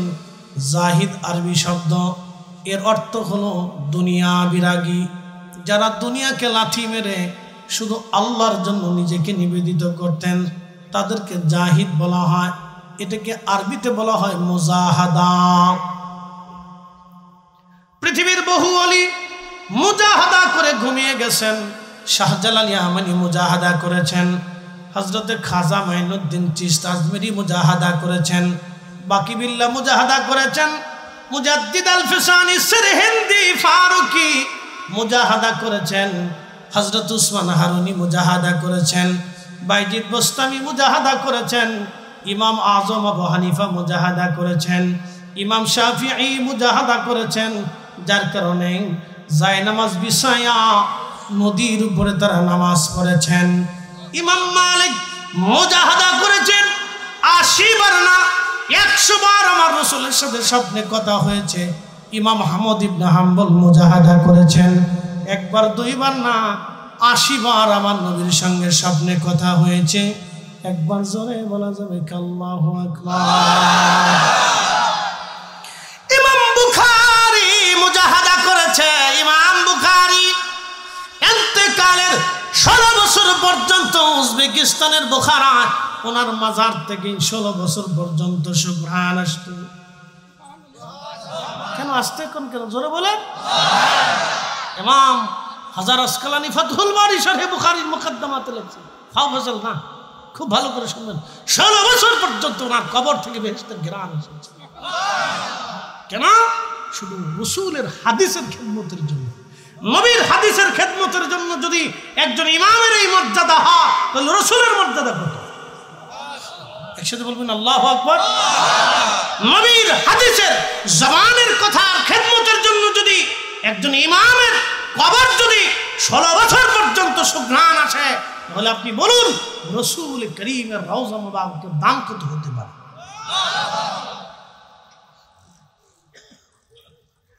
প্রিয় উপস্থিতি, এইভাবে বিশ্ববিখ্যাত আউলিয়া کرام তারা মুজাহাদা করেছেন। উলামা کرام মুজাহাদা করতেন। তা আবু যর গিফারী রাদিয়াল্লাহু আনহু একজন জাহিদ সাহাবী ছিলেন। দুনিয়ার সব থেকে বিরাগী হয়ে নির্জনে নিবৃত্তি ইবাদত করতেন। সাহাবীরা এসে বললেন, ইয়া রাসূলুল্লাহ, হযরত আবু যর গিফারী একা একা থাকতে চায়। আল্লাহর নবী জবাব দিলেন, তাকে একা থাকতে দাও। সে একা থাকবে, একা মারা যাবে, কিন্তু তার জানাজাতে বহু মানুষ অংশগ্রহণ করবে। একবার জয় বলেন আল্লাহু আকবার। আবু যর গিফারী নবীর ইন্তেকালের পরে বহু দূরে মরুদ্যানে মরুভূমির মধ্যে চলে গেলেন। সঙ্গী হয়ে গেলেন শুধু ওনার স্ত্রী। ও নারী সমাজ, ভালো করে শুনে যান, স্বামীর আনুগত্য কেমনে করতে হয় আবু যর গিফারী রাদিয়াল্লাহু আনহুর স্ত্রী থেকে বুঝে যান। স্বামী স্ত্রী দুইজন নিবৃত্তে চলে গেলেন, নির্জনে একাকী বসবাস করতে লাগলেন। আল্লাহর ইবাদতে কাটান, খেয়ে না খেয়ে দিন চলে যায়। ওনার একটা মাত্র জুব্বা ছিল, আর কিছুই ছিল না। ইন্তেকালের সময় ঘনিয়ে গেল, স্ত্রী বসে বসে কাঁদে, স্বামী গো, সারাটা জীবন আপনার সঙ্গ দিলাম, বিদায় হয়ে চলে যাবেন আমাকে রেখে একা। নির্জনে নিবৃত্তে আমরা দুইজন আল্লাহর ইবাদতে কাটিয়েছি। আপনি আমার স্বামী, আমি আপনার স্ত্রী, দুইজন দুইজনের পোশাক ছিলাম। স্বামী গো, এখন যদি আপনি মারা যান, আপনার জানাজা কে পড়াবে, আপনার কবরস্থ কে করবে, আপনার কাফনের কাপড় আমি কি দিয়ে দিব? কারণ আপনার একটা জুব্বা ছাড়া আর কিছুই নাই। সাহাবী, জোরে বলেন কি? একসাথে বলেন কি? এই কোরআনে আল্লাহ তাদের মর্যাদা সম্পর্কে বললেন, হে আমার উম্মত আমিনু, আমার বান্দা আমিনু, ঈমান আনো, কামা আমানাস সুফাহা, আমার কামা আমানান নাস, আমার নবী সাহাবীরা যেইভাবে ঈমান আনছে তোমরা সেইভাবে ঈমান আনো। ক্বালু আনুমিনু কামা আমানাস সুফাহা, সেই দিন নির্বোধরা বলল, আমরা কি নির্বোধদের মতো ঈমান আনবো? আল্লাহ কোরআনে জানিয়ে দিলেন, আলা ইন্নাহুম হুমুস সুফাহা, সাবধান হে আমার রাসূল, আপনার সাহাবীদেরকে যারা নির্বোধ বলে গালি দিচ্ছে তারাই নির্বোধ, তারাই নির্বোধ। আমার রাসূলের সাহাবীরা নির্বোধ না। আল্লাহ বলে দিলেন, হাবিব আপনি উম্মতকে জানান, আপনি রাসূলের সাহাবীরা যেইভাবে ঈমান আনছে আপনার উম্মত যেন সেইভাবে ঈমান আনে। একসাথে বলবেন আল্লাহু আকবার। সাহাবী, জোরে বলেন কি?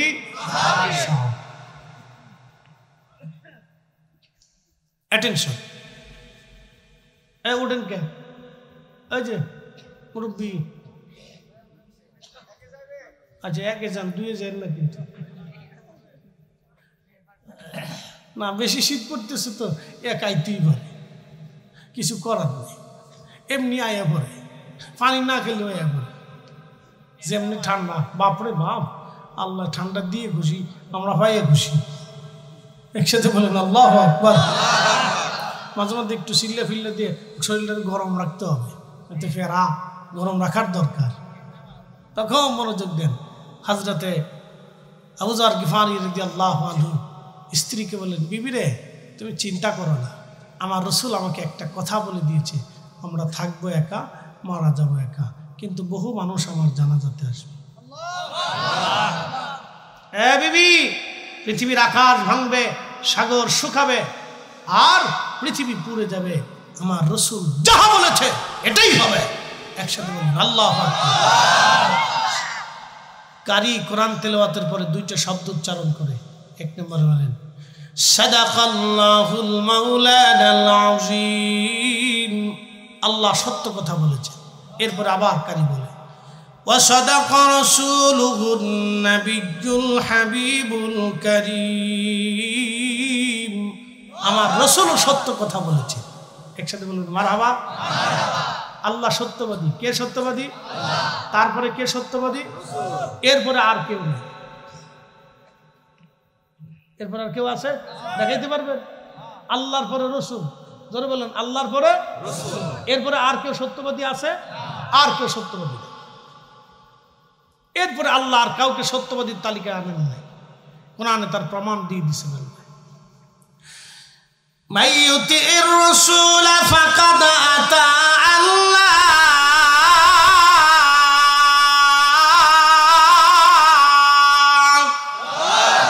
নবী মানলে আল্লাহ মানা হয়। নবী মানলে কাকে মানা হয়? আল্লাহ।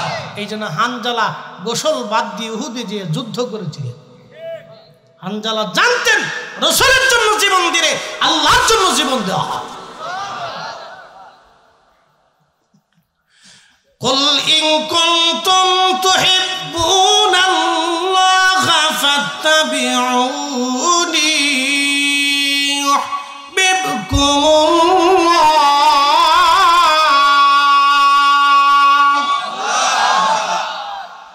কোরআন ভালো লাগে? হুজুর আপনি বলে দেন, কেউ যদি চূড়ান্ত ভাবে আমি আল্লাহকে ভালোবাসতে চাই, চূড়ান্ত ভাবে আমি আল্লাহকে ভালোবাসতে চাই, চূড়ান্ত ভাবে, ভোগীযোগীতে চলবে না, চূড়ান্ত ভাবে কেউ যদি আমি আল্লাহকে ভালোবাসতে চাই, নবী বলে দেন ফাত্তাবিউনি, সেজন্য আপনি নবী মেনে নেয়। আপনি নবীকে চূড়ান্ত ভাবে তার জীবনে যদি মেনে নেয়, তাহলে আমি আল্লাহকে ভালোবাসা হয়ে যাবে। আর আপনি নবী মানলে আমি আল্লাহ ইউহিব্বুকুমুল্লাহ, আমি আল্লাহ থেকে চূড়ান্ত ভাবে ভালোবাসব। চিৎকার মেরে বলেন আল্লাহু আকবার।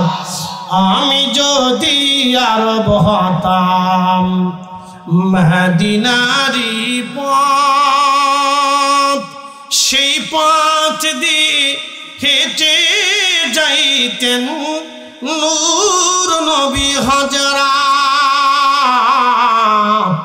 নূর নবী হযরত। এ পাবনার মুসলমান, কোন থানা এটা? ঈশ্বরদীবাসী। আমি মনে হয় এদিকে আর কখনো আসিনি, তাই না? আইসি এর আগে কখনো ওয়াজ এদিকে আসিনি, না এদিকে আসা হয় নাই। ঈশ্বরদী মনে পড়ে না, এদিকে গেছি কিন্তু মাহফিল আসে শুধু। তো যাই হোক, আল্লাহ দয়া করে আছে, যেখানে আল্লাহ বরাদ্দ রাখে সেখানে তো যেতেই হবে, কিছু করার নেই। আল্লাহ যেখানে রাখে সেখানে আমাদের সবাইকে যেতে হবে, কারো কিছু করার নেই। কিছু করার আছে? কিচ্ছু করার নেই।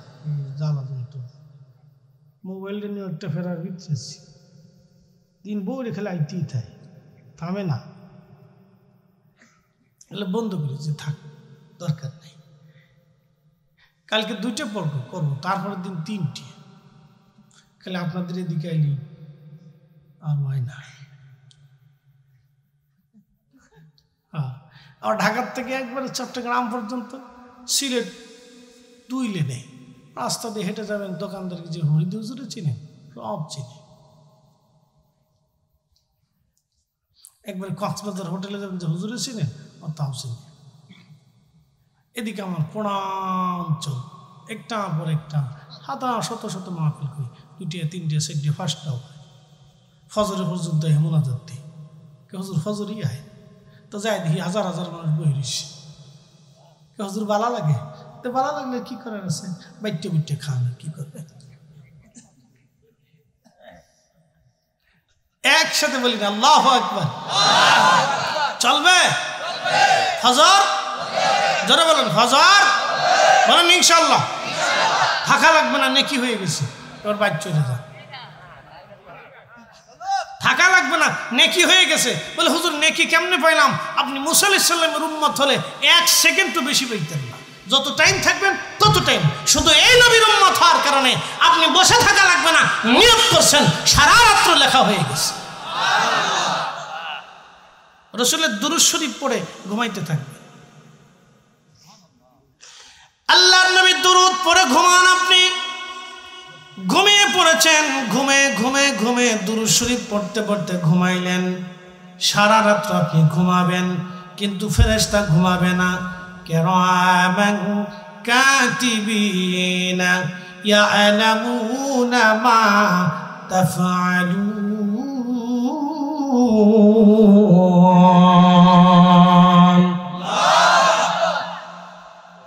সারা রাত্র আপনি ঘুমাইছেন, কিন্তু কিরামান কাতিবিন ঘুমাই নাই, ওই দুরুদের নেকি আপনার আমলনামায় লেখা হলো। তাহলে কেন পড়বেন না দুরুদ আপনি? ও নবীর উম্মত, পৃথিবীতে একটা আমল সরাসরি কবুল হয়ে যায়, সেটা দুরুদ শরীফ। আপনি পড়তে দেরি হবে, কবুল হতে দেরি হবে না। আপনি দুরুদ শরীফ যখন পড়লেন, তখন আপনার নাম, আপনার বাবার নাম, আপনার ঠিকানা পর্যন্ত আমার রসুলের দরবারে ডায়েরিভুক্ত হয়ে যায়।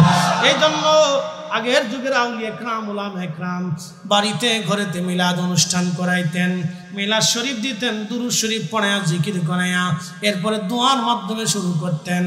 বিশ্ববিখ্যাত বাচ্চার নাম বাচ্চা হুমায়ুন, মুঘল সাম্রাজ্যের বাচ্চা হুমায়ুন দাওয়াত করলেন ওই জমানার বিখ্যাত আলেম আল্লামা খাজা মাহমুদ বাহদাওয়ানি নকশবন্দি রহিমাহুল্লাহকে। আমি বলি নাই, বিশ্ববিখ্যাত ইমামুল হারামাইন শরীফাইন মক্কা মদিনার ইমাম ছিলেন, ইমাম মোল্লা আলী কারি মাক্কি, যিনি 1 লক্ষ হাদিস ওনার কণ্ঠস্থ ছিল। উনি হাফিজুল হাদিস ছিলেন। আজ থেকে এই 400 বছর আগের উনি মুজাদ্দিদ ছিলেন। হাজরাতে মোল্লা আলী কারি মাক্কি একটা কিতাব লিখেছেন, আল মাউরিদুর রাবি ফি মাউলিদিন নবী সাল্লাল্লাহু আলাইহি সাল্লাম। নবীর মিলাদুন নবীর উপরে একটা কিতাব আমার ঘরে আছে, মিসকিনের ঘরে। সুন্দর করে তিনি লিখছেন এই উপমহাদেশে মিলাদ কিভাবে চলতো, দোয়া কেমনে হতো। মাহমুদ বাহদাওয়ানি নকশবন্দির কাছে বৈরাম বেগ যে বলল, হুজুর আপনাকে দাওয়াত করলাম, বাদশা দাওয়াত করেছে রাজ দরবারে, আপনি আসেন দোয়া করার জন্য। মাহমুদ বাহদাওয়ানি নকশবন্দি তখন হুজুর খাজা বাহাউদ্দিন নকশবন্দি রহমতুল্লাহ আলাইহির সিলসিলার আলেম, ওই জমানার প্রখ্যাত উনি কামিল ইসলাম প্রচারক ছিলেন। তিনি ডাকতে বলেন, বৈরাম তোমার বাচ্চাকে যায় বলো আমি মাহমুদ বাহদাওয়ানি কোনো বাচ্চা রাজ দরবারে দাওয়াত নেই না।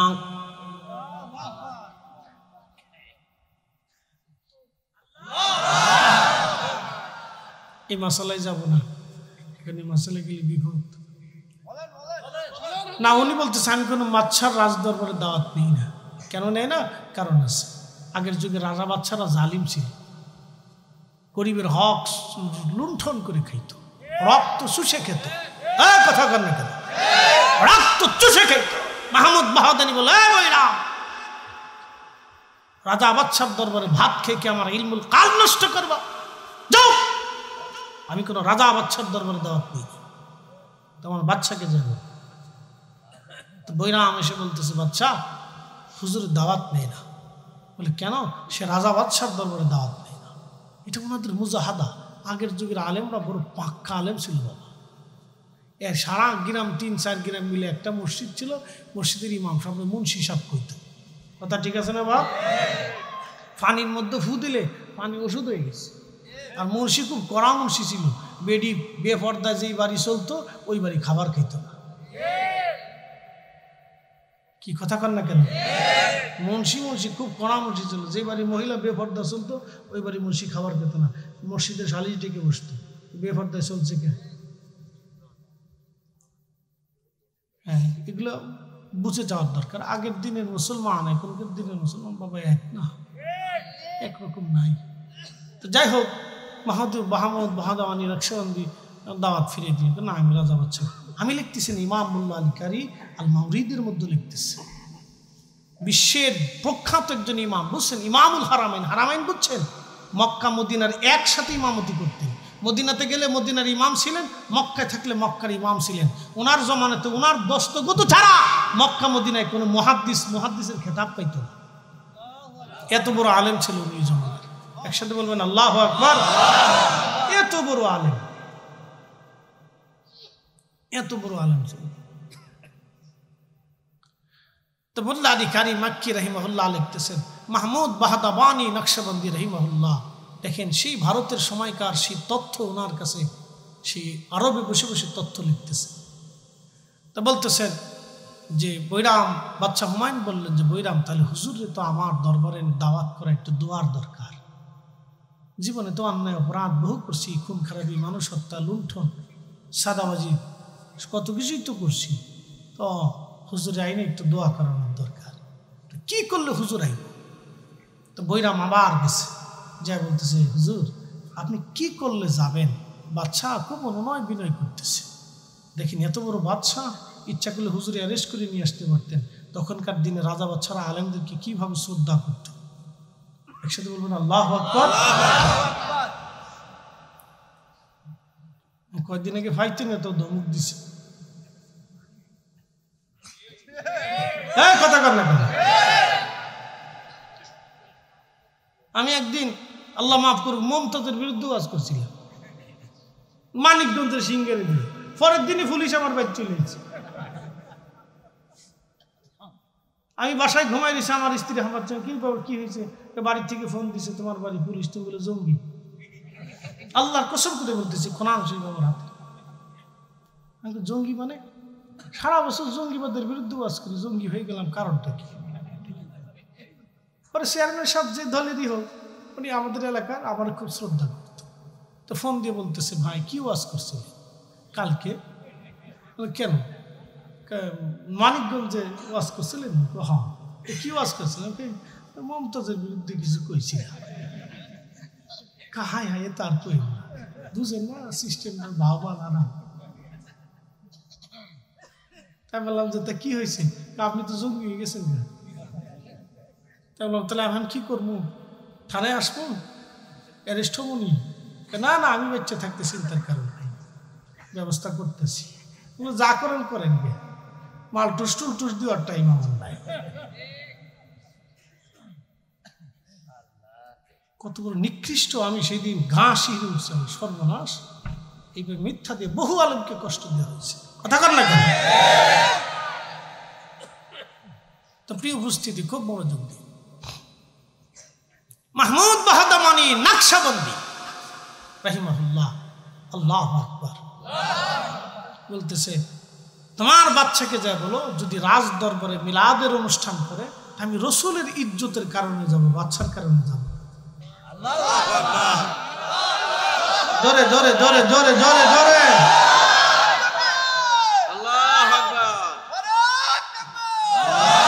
হযরত মাহমুদ বাহাদামানি নকশবন্দি দাওয়াত কবুল করলেন। বাদশা হুমায়ুন বিরাট আকার ইন্তজাম করলেন, রাজ দরবারে রসুলের মিলাদ দুরূদ দোয়ার অনুষ্ঠান হবে। আল্লাহর ওলি আসলেন, বাদশা নিজে ওজুর পানি এনে হুজুরের ওজু করাইলেন, পানি ঢেলে দিলেন, পা ধোয়াই দিলেন। আল্লাহু আকবার। বাদশা নিজে হুজুরের পা ধোয়াই দিলেন। বাদশা বলতেছে হুজুর এই বাদশাহী আমাদের আছে, কিন্তু আল্লাহ আপনাদেরকে দুনিয়া আখিরাতের বাদশাহী দিচ্ছে, কিন্তু খেদমতের সুযোগ। পা ধোয়াই দিল, ওজুর পানি ঢেলে দিল, তারপরে নিয়ে বসছে, দোয়া করছে, কিন্তু খাই নাই। কারণ বাদশার খাবারে ঝামেলা আছে। কি কথা বললে?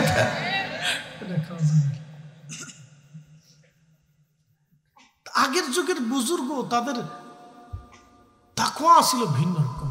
কথা ঠিক আছে না? অনেক তাকওয়া আছে, আমরা এটা পারি না, আমাদের দ্বারা সম্ভব না। আল্লাহ যেন কবুল করে, সকলে বলে না আমিন।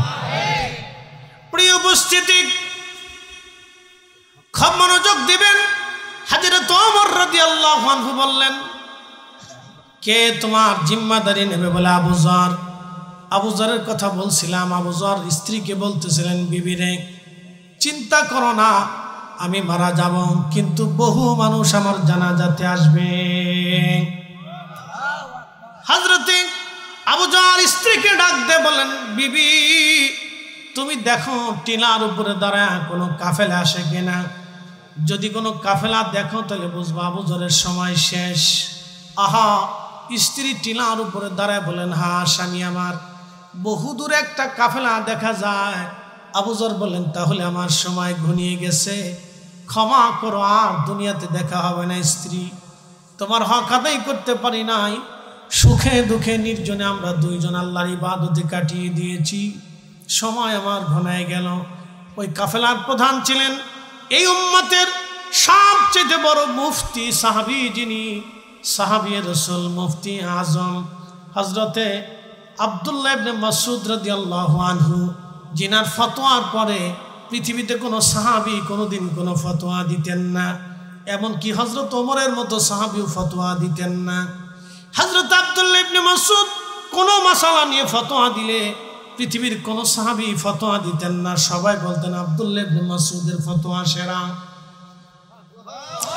কোরআনের তাফসীরে আব্দুল্লাহ ইবনে আব্বাস যখন কোন কোরআনের আয়াতের তাফসীর করতেন, পৃথিবীর কোন সাহাবী ওনার তাফসীরের বিরুদ্ধে আর কোন তাফসীর করতেন না।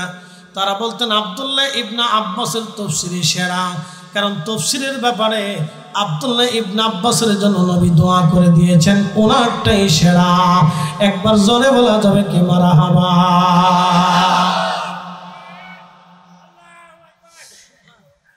খুব মনোযোগ দিয়ে শুনে যাবেন। ঈশ্বর দিবাসী হযরত আবু যর বললেন, বিবি ক্ষমা করো। তিনি ইন্তেকাল করলেন। ইবনে মাসউদ তিনি চলে আসলেন কাফেলা নিয়ে। এসে দেখলেন রাসূলের সাহাবী জাহিদ সাহাবী হযরত আব্দুল্লাহ গিফারি ইন্তেকাল করেছেন। তিনি জানাজা নামাজ পড়াইলেন, কাফন দাফন করলেন। কাফন দাফন করিয়া তিনি রওনা হয়ে চলে গেলেন। আর বললেন রাসূল যেটা বললেন আর সেটা সত্য পরিণত হলো।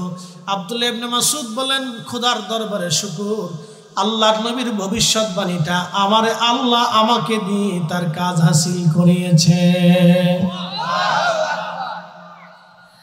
বন্ধু আমার, সে আবু যর গিফারির দিকে তাকাইলেন। তিনি জাহেদ সাহাবী ছিলেন, খুব নরম দিলওয়ালা।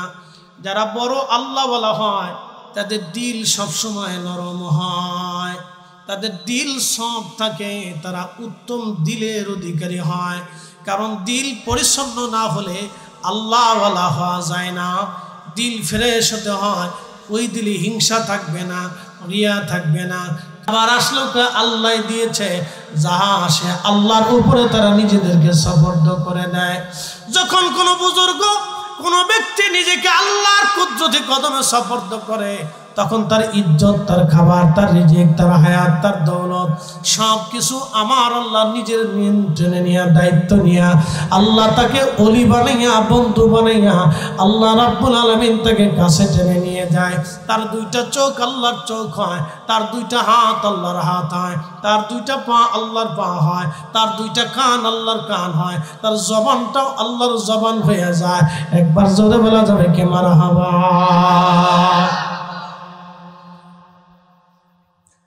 হাজরত ওমর বললেন, আবু যর আপনি কি যুবকের জিম্মাদারি নেবেন? আবু যর গিফারি বললেন, হ্যাঁ আমিরুল মুমিনিন, আমি যুবকের জিম্মাদারি নিলাম, আপনি যুবকটাকে ছেড়ে দেন। আচ্ছা, আবু যর গিফারি রাদিয়াল্লাহু আনহু যুবকটাকে চিনে না, কিন্তু জিম্মাদারি নিয়ে বসলেন। যুবকটা চলে গেল। হযরত ওমর চিন্তায় পড়ে গেলেন, আরে যদি ছেলেটা ফিরে না আসে তাহলে আল্লাহর ফয়সালা অনুযায়ী আবু যর গিফারির উপরে হত্যার দিয়াত বর্তাবে, আবু যরকে হত্যা করা হবে, কারণ সে জিম্মাদারি নিচ্ছে। হত্যা আবু যরের উপরে আসবে, আর একটা শুকরা যুবকের জন্য রাসূলের এত দামি সাহাবী হত্যা হবে। আর আমি ওমর তো কখনোই আল্লাহর বিধানের বাহিরে চলে যাব না, অবশ্যই এই ফয়সালা আবু যরের উপরেই আমাকে দিতে হবে। একটু চিন্তা করতে পারছেন তারা দিনকে কিভাবে মেনে নিতেন, আইনটাকে, আল্লাহর হুকুমতটাকে তারা নিজেদের জীবনে মাথা পেতে মেনে নিতেন। কথা বলেন ঠিক কিনা?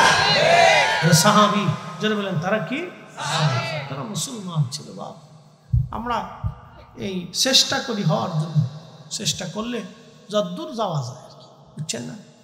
100% পিওর না হলেও চেষ্টা করে যদ্দূর আগানো যায়। আল্লাহ কবুল করুক বলে না আমিন।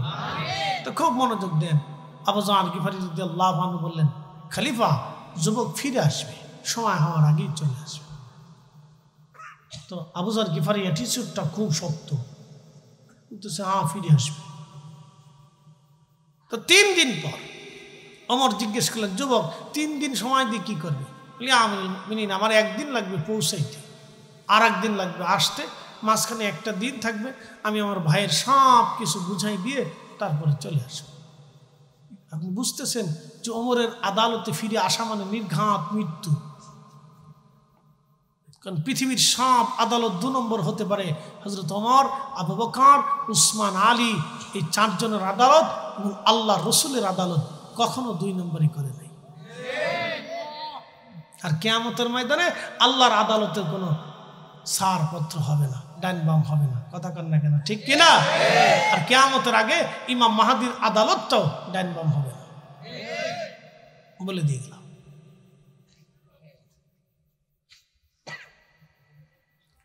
তো মনোযোগ দিবেন। হাজরাতে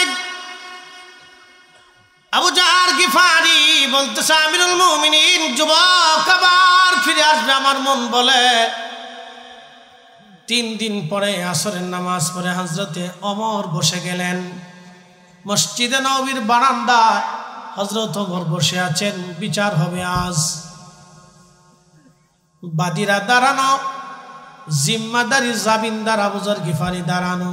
সূর্য লালিমা হয়ে কুসুম আকৃতি হয়ে গেল, কিন্তু যুবক আসে না।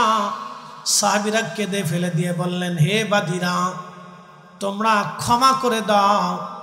তোমরা ক্ষমা না করলে আজকে এই একটা শুকনা যুবকের জন্য নবীর একজন মহান সাহাবী আজ মারা যাবে। কারণ আমরা জানি পৃথিবী উল্টে গেল, হযরত ওমর আল্লাহর আইন থেকে বের হয়ে আসবে না।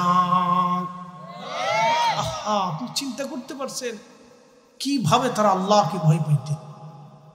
হযরত ওমর একদিন দাঁড়াইছে, খুতবা দিতেছে। তো শুনে নেন, খুতবা দেওয়ার সময় এক যুবক দাঁড়ায় বলল, আমিরুল মুমিনিন দাঁড়ান, খুতবা পরে দেন, আগে বলেন এই নতুন জুব্বা কই পাইছে।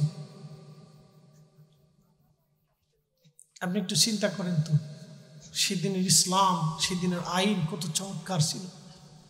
ইয়া আমিরুল মুমিনিন দাঁড়ান, খুতবা পরে দিবেন, নতুন জুব্বা কোথায় পাইলেন? আমরা জানি আপনার জন্য বাইতুল মাল থেকে একটা কাপড় বরাদ্দ হয়েছে, সেই কাপড়ে আপনার জুব্বা হওয়ার কথা না। এত বড় জুব্বা কই পাইলেন? বাকি কাপড় কোথার থেকে আসছে? এখানে আমাদের আজকে মাননীয় প্রধান অতিথি আছেন। যদি আমাদের দেশে সিস্টেম থাকতো যে প্রত্যেক মাসে বা 6 মাস অন্তর অন্তর প্রত্যেকটা সেকশন বাধ্যতামূলকভাবে নিরপেক্ষ ব্যক্তিদের কাছে তার কাজের হিসাবগুলি বুঝাই দিত, তাহলে আমাদের দেশে অনেক দুর্নীতি কমে যেত। কথা বল না কেন, ঠিক কিনা? প্রত্যেক সেকশন থেকে তারা নিজ নিজ কাজের হিসাবগুলি পুঙ্খানুপুঙ্খরূপে নিরপেক্ষ তদন্ত কমিটির কাছে দিতে হবে। অথবা মসজিদে দাঁড়াইয়া প্রত্যেক শাসা জেলা থানার মসজিদে দাঁড়াইয়া জুমার দিনে 1000 মানুষের উপস্থিতিতে তারা হিসাব বুঝাই দেবে। তাহলে তার কোনো ঝাপটা থাকবে না, কোনো ঝামেলা নাই, যেটা হযরত ওমর করতেন।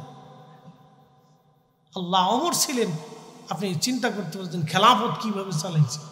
হিমসে চলে গেছে। হিমস আপনাদেরকে বুঝাই, বর্তমান সিরিয়ার রাজধানীর নাম দামেস্কের আগে আলেপ্পো, তার আগে হিমস। এই হিমসে হযরত ওমর চলে গেলেন। তো মসজিদে বসে আছেন, সবাইকে ডাক দিলেন জুমার দিনে। তো সবাই জুমার নামাজ আসছে। হযরত ওমর খুতবার আগে বললেন, মুসলমানরা, তোমরা বলো তোমাদের হিমসের যে গভর্নর সাইদ ইবনে আমের, তিনি রসুলের সাহাবী, তার সম্পর্কে কি তোমাদের অভিযোগ আছে? সবার সামনে লোকেরা বলল, হা আমিরুল মুমিনিন, 3টা অভিযোগ আছে। বলে কি অভিযোগ? বলে 1 নম্বর, সে সকালবেলা কাজে দেরিতে আসে, জবাব দিতে বলে। দেরিতে আসে কেন? আমি 4-5 বছর আগে, বেশ অনেক করোনার আগে, তা আমি ওই ইন্ডিয়ান এক্সপোর্ট ইম্পোর্ট লাইসেন্স করতে গেছি, ব্যবসা করব। চিন্তা করলাম যে ওই বা আমাদের ফরিদপুরের এক অফিসে ঢুকছি, তো অনেকটা সিগনেচার লাগে, কি একটা কাগজ যেন আমার পাঠাইছে। তো সিগনেচার 7 দিন পর্যন্ত ঘুরছি, দেয় না। পরে হাতের অ্যাসিস্ট্যান্টে বললাম, কি ব্যাপার, তোমাকে সারে সিগনেচার দেয় না, মাল টুস দেওয়া লাগে।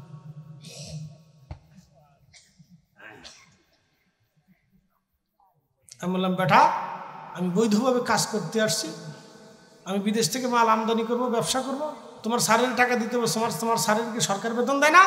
হুজুর, টাকা না দিলে কাজ হবে না, চলে যাবে।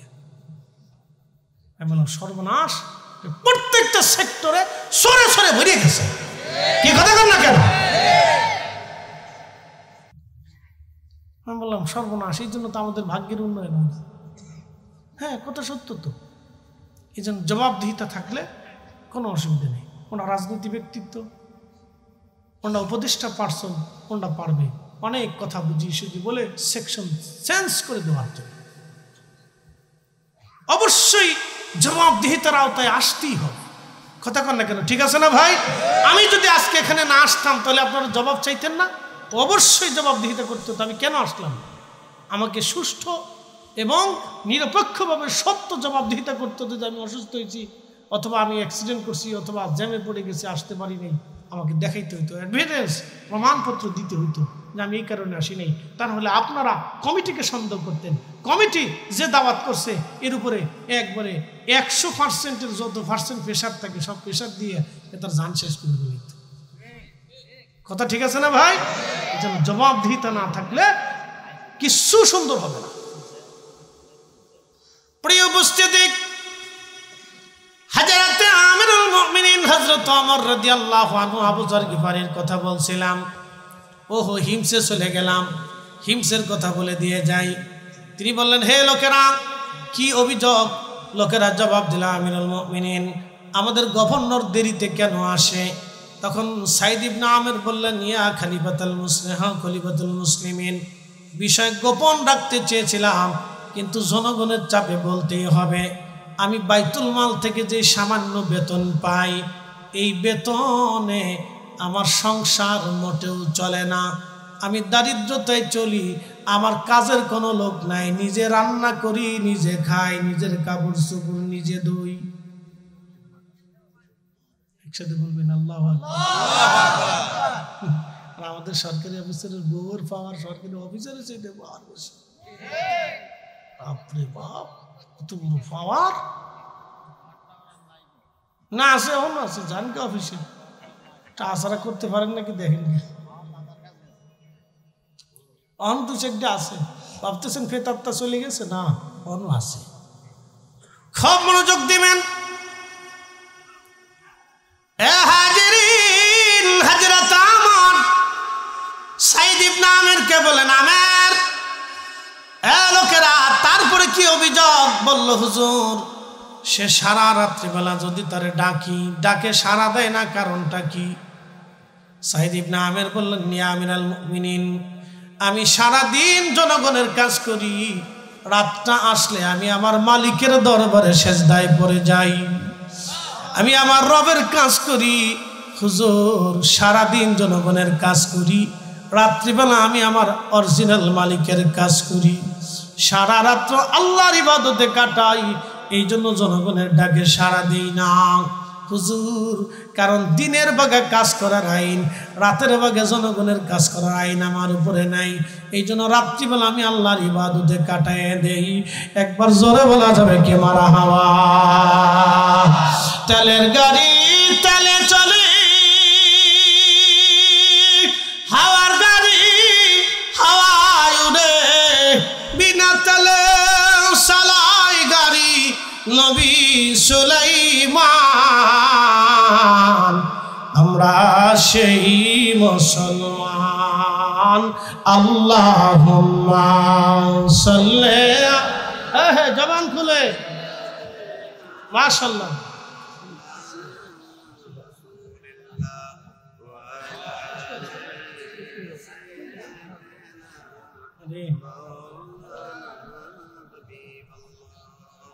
না না, আওয়াজটা দুর্বল মনে হয়। আল্লাহুম্মা সাল্লি আলা সাইয়্যিদিনা মাওলানা মুহাম্মাদ ওয়া আলা আলি সাইয়্যিদিনা।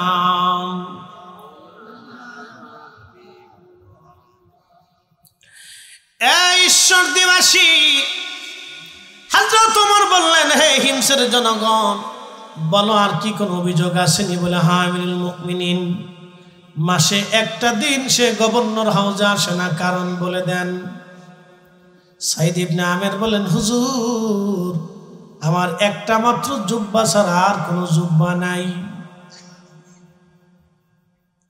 আল্লাহকে কি করে ভয় করতেন আপনি একটু চিন্তা করেন তো। একজন গভর্নর তার একটাই জুব্বা আছে। হুজুর আমার একটা জুব্বা ছাড়া আর জুব্বা নাই, আমি কাপড় চোপড় একটাই সারা মাস শেষে ওটা আমি ধৌত করি, পরিষ্কার করি, যার কারণে আমি আসতে পারি। সাহাবী রাসূল হযরত ওমর কেঁদে ফেললেন, হে হিমসের জনগণ, আল্লাহর দরবারে শুকরিয়া, আমি একজন যোগ্য গভর্নরকে তোমাদের জন্য নিযুক্ত করতে পেরেছি। প্রিয় উপস্থিতি, মনোযোগ দিবেন। হযরত ওমর বললেন, বসে আছেন, কুসুম কুসুম আকৃতি হয়ে গেল।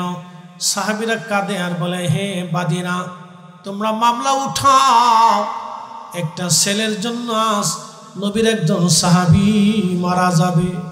বাদীরা বলল, না, বাবার হত্যার ফয়সালা না নিয়ে আমরা যাব না। কিছু সময় পরে যুবকটা হাঁপাইতে হাঁপাইতে দৌড়ায় দৌড়ায় ওমরের কাঠগড়ায় মসজিদ নবীর বারান্দায় চলে আসলো। সালাম দিয়ে বলি, ইয়া আমিরাল মুমিনিন, বড্ড দেরি হয়ে গেছে, ক্ষমা করবেন, আমার অনেক দীর্ঘ পথের কারণে আমার ব্যস্ততায় দেরি হয়েছে। হুজুর আমি ফিরে আসছি, আল্লাহর বিধান মোতাবেক আপনি মৃত্যুদণ্ড দিতে পারেন। ওগো আবু যর গিফারি, সাহাবী রাসূল, 3টা দিন আপনাকে পেরেশানির মধ্যে রেখেছিলাম, আমি আমার ভাইয়ের হকগুলি মিটাইয়া ভাইয়ের সম্পদ বুঝাই দিয়ে আমি চলে আসছি, হুজুর ক্ষমা করে দেন। আপনি চিন্তা করতে পারেন, একটা ভাই তার ভাইয়ের হক মিটানোর জন্য মৃত্যুর কাঠগড়া থেকে চলে যে আবার ফিরে চলে আসে। এরা কেমন মুসলমান? এরা মুসলমান, এরা মুসলমান। এই জন্য বলছিলাম, যারা মরা মুরগি চালায় দেয়, খাসির গোশের বদলতে যে হোটেল আলা কুত্তার গোশত চালায় দেয়, মুসলমানের হিসাব আপনি পরে আসেন, সে মানুষ হয়েছে কিনা আগে সেটাই দেখেন। কথা ঠিক আছে না বাবাজি? মুসলমান তো অনেক ঊর্ধ্বের কথা। আসলামতু লিরাব্বিল আলামিন, মুসলিম তো তাকে বলে যে তার নিজের সব কিছুকে আল্লাহর জন্য সমর্পণ করে দেয়। সুবহানাল্লাহ। বাপরে, আমরা ফিরে যাব কার কাছে? আল্লাহর কাছে ফিরে চলে যাব, অবশ্যই আল্লাহর কাছে চলে যাব। হযরত ওমর চোখের পানি ছেড়ে দিয়ে কেঁদে ফেললেন। চিন্তা করলেন, এত বড় ভালো একটা ছেলে, এমন একটা যুবক আজকে আমার বিচারের আওতায় আজকে মারা যাবে। উনি চোখের পানি ফেলে দিয়ে কাঁদতে লাগলেন। তখনই বাদী যারা ছিল তাদের অন্তরে আল্লাহ মায়া সৃষ্টি করে দিলেন। বাদীরা ডাকতে বলেন, ইয়া আমিরাল মুমিনিন, আমাদের আর বোঝার বাকি নাই, যেই ছেলেটা তার ভাইয়ের হক মিটানোর জন্য ওমরের আদালত থেকে ফিরে যে আবার মৃত্যুর কাঠগড়ায় ফিরে আসে, আমরা বুঝছি এই যুবকটা আমাদের আব্বা জানকে ইচ্ছা করে মারে নাই, ভুলবশত হয়ে গেছে। হুজুর, বাবা হত্যার মামলা আমরা উড্ড করে নিলাম, এই যুবককে ক্ষমা করে দিলাম। ওমরের আদালত যেন তারে একেবারে বেকসুর খালাস দিয়ে দেয়। বলেন আল্লাহু আকবার, বলেন সত্যের জয় আছে না নাই? হকের জয় দুনিয়াতে আছে, কবরেও আছে। কথা ঠিক আছে না? হকের জয় দুনিয়াতেও আছে, কবরেও আছে, আসরে আছে, ফুলসিরাতে আছে, হকের জয় আছে। আলহামদুলিল্লাহ, আল্লাহ আমাদেরকে হকের উপরে চলার তৌফিক দিক, বলে না আমিন। কেউ ভাই আবার ফিরে যাবে একদিন কবরে, জীবন চলে যাচ্ছে, 60 বছরের 20 বছর শুধু ঘুমে যায়, বাকি 20 বছর হেলায় হেলায় যায়, বাকি 20 বছর কাজে কর্মে, দুনিয়ার চাপে, সংসার ঝামেলা, স্ত্রী সন্তান সন্ততি, বন্ধু বান্ধব, কত ঝামেলায় চলে যাচ্ছে। সামান্য সময় আমরা আল্লাহর ইবাদত করি। আপনি একটু হিসাব করে দেখেন, আজকে রাত্রে বসে চিন্তা করবেন যে আমি আজকে সারাদিন কতটুকুন করছি, তাহলে বুঝবেন যে না, আমি কিচ্ছু করতে পারিনি। আহা, সামান্য, কলিল, সামান্য। এতটুকু দিয়ে আমরা কি আশা করতে পারি? আমাদের তো কোনো আশাই নেই। চিন্তা করলে আপনি বুঝবেন যে আমাদের জীবনটা হেলায় হেলায় হেলায় হেলায় কিভাবে চলে যাচ্ছে। জিন্দেগি তো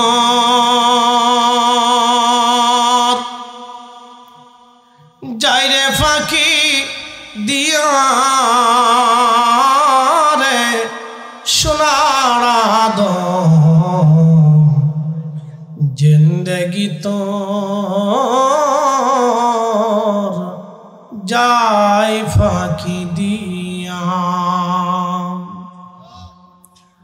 ও আদম রে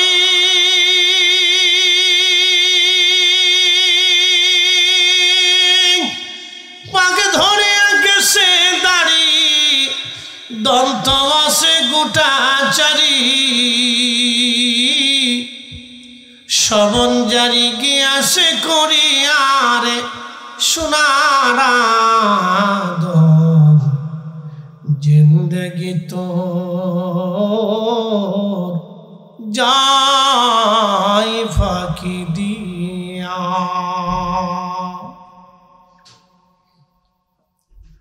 এ বন্ধু, কত মানুষ কবরে চলে গেল, আর কোনদিন তারা ফিরে আসে নাই।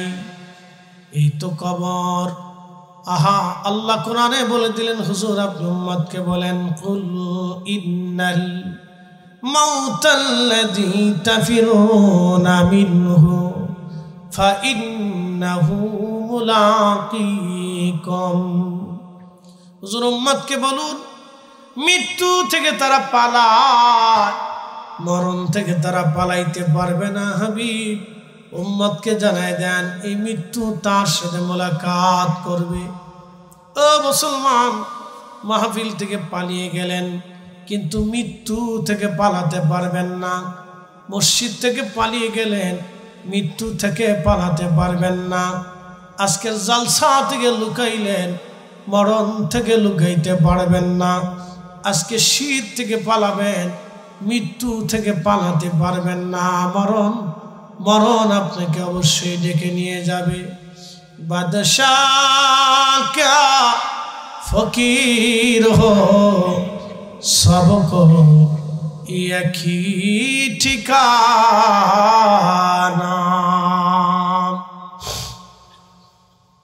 হাজরাতে সুলাইমান আলাইহিস সালাতু ওয়াস সালামের বিরাট বড় রাজদরবার।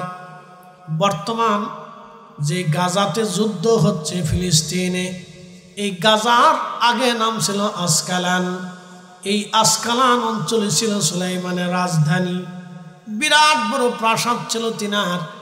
এক পাশে 350 মন্ত্রী ছিল, আর এক পাশে 350 জিন মন্ত্রী ছিল। এইভাবে পৃথিবীতে দুইটা জাতিকে তিনি একসাথে শাসন করতেন। একটা জাতির নাম মানব জাতি, আর একটা জাতির নাম জিন জাতি। এই দুইটা জাতিকে তিনি একসাথে শাসন করতেন। বিরাট বড় বাদশা সুলাইমান রাজদরবারের মধ্যে বসে আছেন তিনি। আল্লাহ তাম পৃথিবীর বাদশাহী তাকে দিয়েছিলেন। আল্লাহ এমন কোনো ইঞ্চি মাটি নাই যে মাটির শাসন ক্ষমতা সুলাইমানের হাতে না ছিল। সমুদ্রের গভীরে যে জিন সমুদ্রের গভীরে থাকে, আপনারা জানেন জিনেরা সমুদ্রের গভীরে থাকে। ইন্দোনেশিয়াতে ওই অঞ্চলে, ইন্দো প্যাসিফিক অঞ্চল, সমুদ্র দ্বীপ অঞ্চলগুলিতে ইসলামের আলো কিভাবে পৌঁছাইল, একটা ঘটনা আমি শুনেছিলাম, কারেন্ট ওয়ার্ল্ডের মধ্যে পড়েছিলাম। ওই দ্বীপ অঞ্চলগুলিতে প্রত্যেক বছরে ইন্দোনেশিয়াতে একটা সমুদ্র থেকে, বালি দ্বীপের সমুদ্র থেকে একটা বড় জিন দানব উঠে আসতো। ইন্দোনেশিয়ানরা প্রত্যেক বছরে সমুদ্রের কিনারে একটা কুমারী মেয়েকে রেখে আসতো। ওই কুমারী মেয়েটাকে আনার পরে, রেখে চলে আসার পরে, ওই জিন এসে এই কুমারী মেয়ের শরীর ফেরে রক্ত পান করে আবার চলে যাইত। প্রত্যেক বছর একটা কুমারী নারীকে দিতে হতো, নতুবা জিন এসে দানব এসে সারা এলাকায় খুন খারাপি করতো, নানান কষ্ট দিত। বন্ধু, এক আরব বণিক ওই দেশে ব্যবসা করার জন্য গিয়েছেন জাহাজ ভরে মাল নিয়ে। তখন তিনি লক্ষ্য করলেন দেশের মানুষের মন খারাপ। সবাইকে জিজ্ঞেস করলেন, তোমাদের মন কেন খারাপ লাগে, কারণ কি? তোমরা কথাবার্তা বলো না, মন বেজার করে আসো। বলে, সোনা আরব্য বণিক, আমাদের দেশে প্রত্যেক বছর একটা বিপদ আসে। বলে, কি বিপদ? সমুদ্র থেকে একটা দানব জিন উঠে আসে, আর প্রত্যেক বছর সুন্দরী কুমারী একটা মেয়েকে সমুদ্রের পাড়ে ঘর বানায় রেখে চলে আসতে হয়। ওইখানে এসে মেয়েটাকে ফেরে তার রক্তগুলি পান করে জিন আবার চলে যায়। কিন্তু প্রত্যেক বছর অনুযায়ী এইভাবে বছরের পর বছর বহু নারীর জীবন চলে গেল। এই বছরে লটারি করে রাজার কুমারী মেয়েটার ভাগ্যে পড়েছে। রাজ দরবারে খুব কঠিন কষ্টের মধ্যে সবাই আছে। আমরা সারা দেশের মানুষ চিন্তায় পড়ে আসি, খুব মনের বড় দুঃখ নিয়ে আসি। কি করতে পারি বলো? আর আব্বা তোমরা আমাকে তোমার রাজার কাছে নিয়ে চলো। রাজার কাছে নিয়ে যাওয়ার পরে বলল, রাজা যদি এই জিন কোনোদিন আপনার এলাকায় না আসে তাহলে বলেন আমি যেই ধর্মের দীক্ষা গ্রহণ করেছি সেই ধর্ম আপনারা মানবেন কিনা? রাজা বলল, হ্যাঁ, আমার কলিজার টুকরা মেয়েটা বেঁচে যাবে। আমার দেশের মানুষ যদি বেঁচে যায় তাহলে আমি রাজা বললাম সব রাজ্যের লোকজন নিয়ে আমরা একসাথে তোমার ধর্মে দীক্ষা নিব। না হয় না? জোরে বলেন, জোরে। ইসলাম কিভাবে আসছে ভালো করে দেখে, হ্যাঁ বুঝে যান। আজকে কোরআনের জিনিস বুঝাই দিচ্ছি, কেন কোরআন ঘরে তেলাওয়াত হবে আজকে বুঝাই দিয়ে যাচ্ছি। বেদাতের ফতোয়া মানবেন না, এটা তেলাওয়াত করতে হবে, খতম দিবেন বাড়িতে, কোনো অসুবিধা নেই, বলতেছি। তো এই রাজা বললেন, হ্যাঁ তুমি পারবে যুবক? বলে, হ্যাঁ আমি পারব। বলে, আপনার মেয়েটাকে পাঠাবেন না, আপনার মেয়েটাকে রাখবেন, আপনার মেয়ের স্থানে আমি নিজে উপস্থিত থাকব। একসাথে বললেন আল্লাহু আকবার। তা রাজা বলল, ঠিক আছে। দিন তারিখ নির্দিষ্ট যেই তারিখে আসে ওই তারিখে মুসলিম বণিক নিজে ঘরের মধ্যে যে বসে রইলেন। তো লক্ষ্য করলেন যে সমুদ্র থেকে গর্জন তর্জন দিয়ে দানব উঠে আসতেছে, জিন। তো তখনই ঠিক সে থলের ভিতর থেকে কোরআন শরীফ বের করলেন। একসাথে বলেন, একসাথে, একসাথে, জোরে জোরে জোরে। এটা কার কালাম? একসাথে বলেন, কার কালাম? কার কালাম? আল্লাহ। বণিক তখন কোরআন শরীফ থেকে কোরআন খুলে সূরা ইয়াসিন তেলাওয়াত শুরু করে দিলেন। ইয়াসিন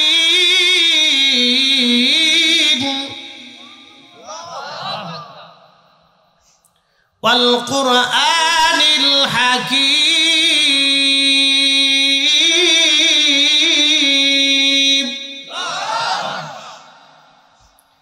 ইন্নাকা লামিনাল মুরসালিন।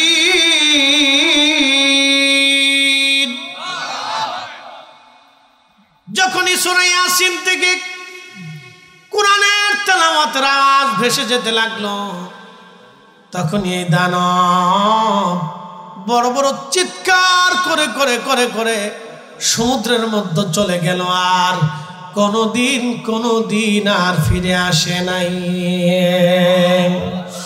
সকালবেলা সময় দূরে যা দেখে তখন এই যুবক আরব্যমণি কোরআন পড়তেছে। লোকেরা বলল, কি ব্যাপার? বলে, হ্যাঁ এই কোরআনের আওয়াজে এই জিন শয়তান পালিয়ে চলে গেছে, আর কোনোদিন তোমাদের অঞ্চলে শয়তান আর আসবে না, কারণ শয়তান জেনে ফেলেছে এই অঞ্চলে কোরআনের আওয়াজ এসে গেছে। একসাথে বলেন আল্লাহু আকবার। হ্যাঁ হ্যাঁ বুঝছি না, ওই যে বুঝছেন না, ওই যে লাস্টে না দিলে তো ছাড়তাম না। কেউ উঠবেন না, কিন্তু উঠলে মামলা করবেন, 136 ধারার মামলা। উঠবেন না, লাড়াচাড়া দিয়ে না। কিসের আওয়াজ? জোরে বলে। বাচ্চা সবাই চলে আসলো, জড়িয়ে ধরে কান্না করতে লাগলো। বলে, হে বাচ্চা, এবার ওয়াদা পালন করো। আমি যেই কোরআনের পথের পথিক, যেই রব এক আল্লাহতে বিশ্বাসী তোমরা বিশ্বাস করো, তোমরা সব আচ্ছা সহ সারা প্রজারে একসাথে হাজার হাজার লক্ষ লক্ষ মানুষ কালেমা পড়ে মুসলমান হয়ে গেল। এই জন্য সারা পৃথিবীর বেশি মুসলমান ইন্দোনেশিয়াতে। একসাথে বলবেন আল্লাহু আকবার। ইন্দোনেশিয়াতে বেশি মুসলমান। তাহলে কোরআনের আওয়াজ ঘরে হবে? আসতে বলেন কেন? হবে নি? বাড়িতে হবে নি? অবশ্যই হবে। কোরআনের আওয়াজ মুসলমানের ঘরে হবে না তো কার ঘরে হবে? কথা ঠিক আছে না ভাই? কোথায় হবে বলেন তো? এটা তো পড়তেই হবে। আল্লাহু আকবার, এটা কি সুন্দর কালাম। আপনি যত তেলাওয়াত করবেন আপনার ঘর থেকে ফিতনা তত দূর, বিপদ আপদ মুসিবত থেকে আপনাকে আল্লাহ হেফাজত করবে। আল্লাহর কালাম, আল্লাহর কালাম, আল্লাহর শব্দ। সাথে আরেকটা পড়বেন, আল্লাহুম্মা সাল্লি আলা সাইয়্যিদিনা মাওলানা মুহাম্মদ, রাসূলের দুরূদ। হুজুর কারণ কি? এই কোরআন আল্লাহ বলেন, ইন্নাল্লাহা ওয়া মালাইকাতাহু ইউসাল্লুনা আলান নবী। নবী গো, আমি এবং আমার ফেরেশতারা আপনি রাসূলের উপর দুরূদ পড়ে উম্মতকে বলুন তারা যেন আপনার উপরে দুরূদ পড়তে থাকে। একসাথে বলবেন আল্লাহু আকবার। মিশকাতের বাবুল কারামাতের ভিতরে আসছে, শুনে যাবেন হাদিস। মিশকাতের বাবুল কারামাতের ভিতরে হাদিস আসছে, আম্মা জান আয়েশা বলেন, প্রত্যেক সুবহে সাদিক সূর্য উদিত হওয়ার সময় 70,000 ফেরেশতা আসমান থেকে নাজিল হয়ে আল্লাহ রসুলের রওজা শরীফকে ঘিরে ধরে নুরানি পাখা বিস্তার করে তারা দাঁড়ায় যায়। 70,000 একসাথে বলেন কত হাজার? 70,000 ফেরেশতা দাঁড়ায় রসুল করিমের শানে দুরূদ ও সালাম পড়তে থাকে। একসাথে বলে না না, জোরে জোরে জোরে। 70,000 ফেরেশতা নবীজির রওজার চারপাশে ঘিরে ধরে দুরূদ পড়তে থাকে। 1 সেকেন্ডের জন্য বন্ধ হয়, 1 সেকেন্ডের জন্য কিয়ামত পর্যন্ত বন্ধ হবে না। অতএব এই তেলাওয়াতটা আপনাদের ঘরে হবে। আশহাদু আল্লা ইলাহা ইল্লাল্লাহ, আশহাদু আন্না মুহাম্মাদার রাসূলুল্লাহ। আমরা লিখছি না আল্লাহ দিছে? প্রত্যেক আজানে যদি মুহাম্মদুর রাসূলুল্লাহ বাদ দেন আজান হবে? হবে? একামত হবে? আজানে একামতে আল্লাহ জোড়া করে দিছে, হাবিব আমি যেখানে থাকবো ওখানে আপনার নাম থাকবে। বুঝতে পারছেন? যে কোরআন খতম দিবেন, মিলাদ শরীফ পড়বেন, দোয়া করাবেন, দুরূদ শরীফ পড়ে দোয়া করাবেন, কোনো নিষেধ নেই, পড়বেন। বরকত যদি চান তো পড়বেন, আর যদি না বরকত লাগতো না তাহলে অসুবিধা নেই, না বললে চলবে। বন্ধু মনোযোগ দিবেন। ইন্দোনেশিয়ার ভিতরে কোরআনের আওয়াজ ছড়িয়ে গেল, লক্ষ লক্ষ মুসলমান হয়ে গেল। কোরআন শরীফের মহিমা এটা, আল্লাহর পবিত্র কালামের এতই বরকত, এটা যেখানে উচ্চারিত হয়েছে সেখানেই প্রচুর মানুষের দিল নরম হয়ে গেছে। কথা বলেন ঠিক কিনা? এই জন্য আপনি যদি দেখেন হারামাইন শরীফাইনে কোরআনের তেলাওয়াত যখন বেশি আসে, ইমামরা যখন তেলাওয়াত শুরু করে দেয়, হাজার হাজার হাজিরা চোখের পানি ফেলে ফেলে কান্না করতে থাকে। যারা কোরআনের অর্থগুলি বুঝে তাদের চোখ বেয়ে বেয়ে পানি আসে। হারাম শরীফে কোরআনের আওয়াজ যখন আসে তখন হাজিরা নামাজিরা স্তব্ধ হয়ে দাঁড়ায় দাঁড়ায় তেলাওয়াত শুনতে থাকে। কোরআনের মহিমা এতই চমৎকার, আল্লাহর পবিত্র জবানের কালাম এত সুন্দর। আহা, আম্মা জান আয়েশা বলতেছেন, রওজা শরীফে 70,000 ফেরেশতা আসমানে চলে যায়, আবার সূর্য ডুবার সময় 70,000 নাজিল হয়। এইভাবে প্রত্যেক দিন 1,40,000 ফেরেশতা আমার রাসূলের শানে দুরূদ ও সালাম পড়তে থাকে, একটা সেকেন্ডের জন্য বন্ধ করে না। একবার জোরে বলা যাবে কি মারহাবা? আমি যদি আরব হতাম, মদিনারি পথ, সেই পথ দিয়ে হেঁটে যাইতেন নূর নবী হাজারাত, নূর নবী হাজারাত। 2 কেজি ধান চিটিলে 25 মণ ধান কে দেয়? একটা আম গাছ থেকে 20 বছর আম কে দেয়? লিচু কে দেয়? একটা মাছের ডিম থেকে হাজার হাজার মাছ কে দেয়? না আপনারা এই পদ্মাতে মাঝে মধ্যে খাবার টাবার দিয়ে আসেন, পদ্মা নদীতে এত মাছ এত ইলিশ মেরে মেরে খাইলেন, জীবনে আল্লাহরে কোনোদিন ট্যাক্স দিলেন না, বিলও দিলেন না। এই বিলের মাছ এত বছর খাইলেন, আল্লাহ ট্যাক্সও নিল না, বিলও নিল না, কিছু নিল না, খাবার আপনি দিলেন না, বাংলাদেশ সরকারও দেয় না, কেউ দেয় না। আল্লাহ এত মাছের এত খাবার, একই পানির ভিতরে হরেক রকমের মাছের হরেক রকম স্বাদ আল্লাহ দিয়ে দিলেন, হরেক রকম চেহারা আল্লাহ দিয়ে দিলেন। এই আল্লাহ যদি এত কিছু দিতে পারে, তাহলে 1 টাকা আল্লাহর পথে দান করলে 70 গুণ আল্লাহ বাড়াইতে পারে না? কথা কেন কেন বিশ্বাস আসেনি? যদি 100% থাকে, যাহা রাব্বে কারিম আমি 1 টাকা দিছি, আল্লাহ 70 আমাকে দেবে। কি কথা কন না কেন? বিশ্বাস আছে না? যদি বিশ্বাস থাকে তো দিবেন, কোনো টেনশন নেই। যদি না দেয় তাহলে জীবন আর দিন না, বিশ্বাস রেখে দিবেন। আল্লাহকে যেইভাবে বিশ্বাস করবেন আল্লাহ সেইভাবে আপনাকে দেবেন। 100% পিওর রেখে দিবেন, যা দিবেন। রব আমাকে এই কোরআন আল্লাহ বলছেন ইন্নাকা লা তুখলিফুল মিআদ, আল্লাহর ওয়াদার কোনো খেলাফ হয় না। যা আল্লাহ বলছে তাই দিবে। বালা, অ্যাক্সিডেন্ট, রোগ, অপমৃত্যু, মুসিবত থেকে আল্লাহ হেফাজত করবে দানের বিনিময়ে। এই জন্য দান বেশি বেশি করে করবেন। দান থেকে কখনো মারুম হবেন না। দান এমন একটা ইবাদত, এটা করতে দেরি হয়, কবুল হইতে দেরি হয় না। দুনিয়া তো বেনিফিট দেয়, কবরে দেয়। মৃত্যুর সময় কঠিন মৃত্যু যাদের আসে, দানের কারণে মৃত্যুকে আল্লাহ সহজ করে দেয়। দানের কারণে মৃত্যুকে আল্লাহ সহজ করে দেয়। এই জন্য দান বাড়াবেন। দান করলে কখনো মাল কমে না।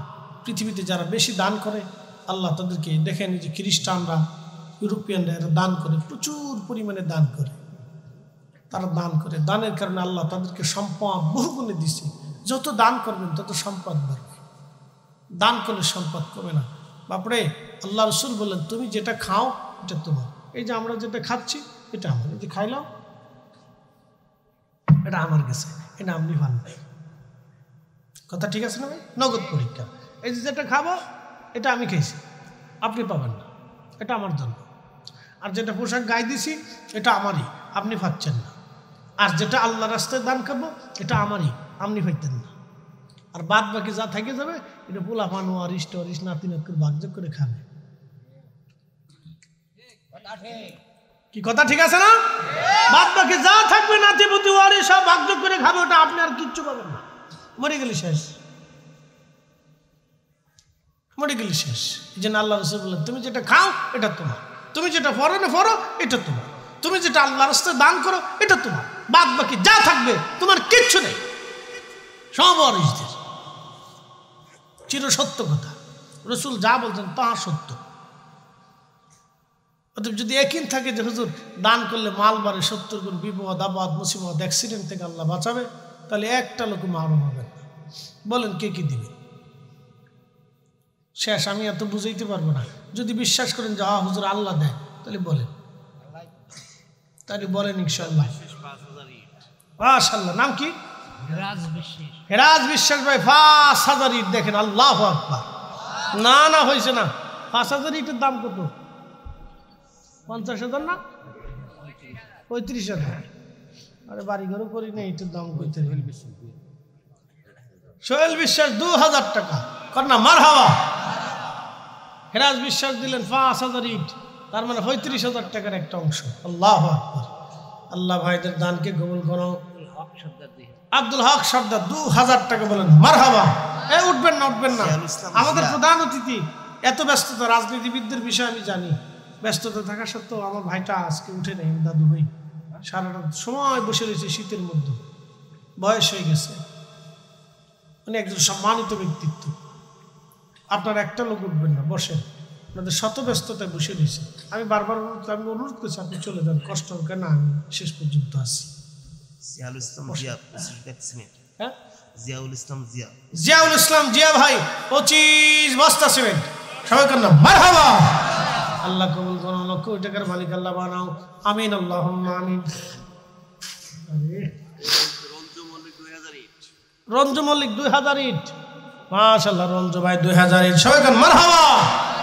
আল্লাহ রঞ্জু ভাই 2000 ইট। আপনজন জানানো কামাল মল্লিক 7 বস্তা সিমেন্ট। সবাই বলে মারহাবা। আল্লাহ বাবার কুরবান কুল ধরে তোমরা মাফ করে দাও। হ্যাঁ, একজনে দিয়ে গেছে না? আল্লাহ কে দিছে জানি না, তুমি জানো। টিপু বিশ্বাস 1000 টাকা দিছে আল্লাহ। সোহেল পরামানিক 10 বস্তা সিমেন্ট। সবাইকে মারহাবা। আল্লাহ নাম বলে নাই, আমরা নাম না জানি, তুমি জানো। আল্লাহ 1000 দিছে, আল্লাহ কবুল করে নাও। নয়ন ভাই দিছে 1000 টাকা, আল্লাহ কবুল করে নাও। আল্লাহ 3000 টাকা দিছে, নাম বলা যাবে না। আল্লাহ আমরা নাম না জানলেও তুমি জানো। আল্লাহ তোমার বান্দাদেরকে কবুল করো। আল্লাহ তুমি যা ওয়াদা করছো তা দিয়ে দাও। আনিস প্রমাণিক 3000 টাকা। আল্লাহ তুমি যা ওয়াদা করছো বান্দারা দিয়ে দাও। জুয়েল ডাক্তার সাহেব 4 বস্তা সিমেন্ট। আল্লাহ জুয়েল ডাক্তারের রুগী বাড়াই দাও, আমরা রুগী হয়ে যাবো। যদি বিপদ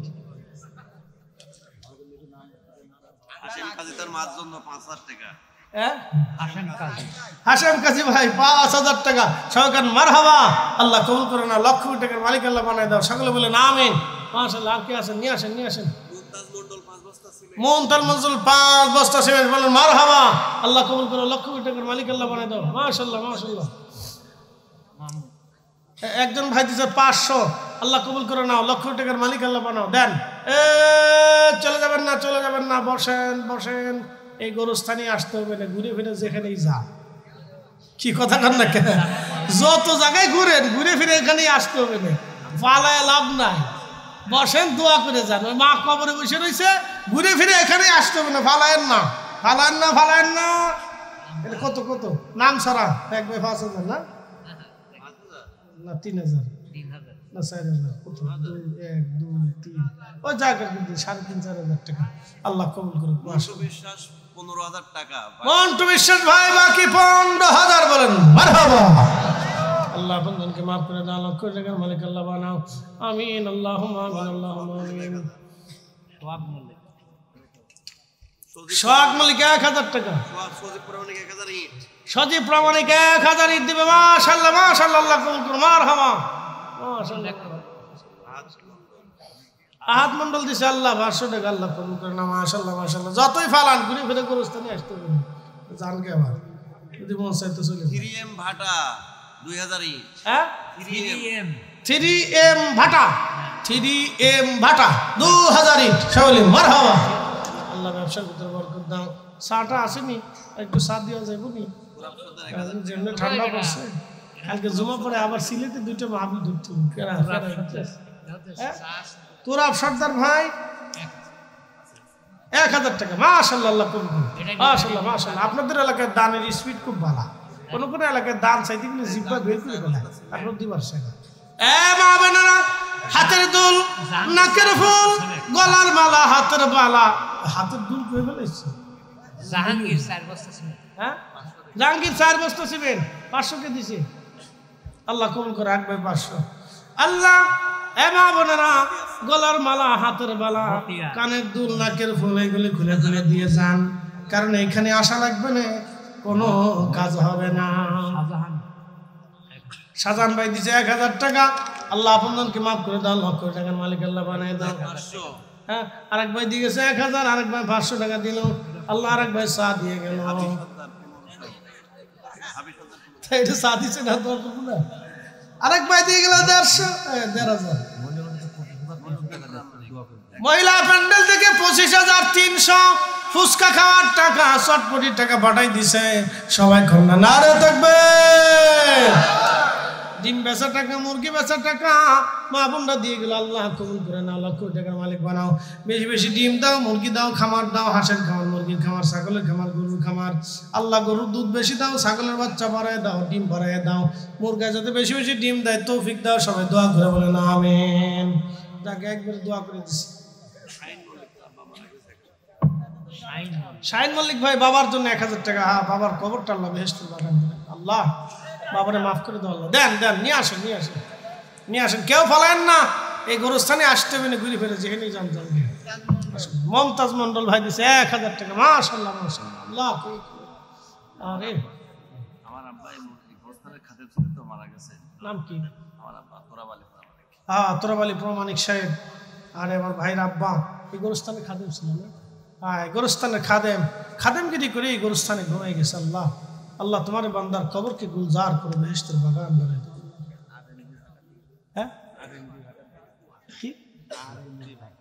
RMD ভাটা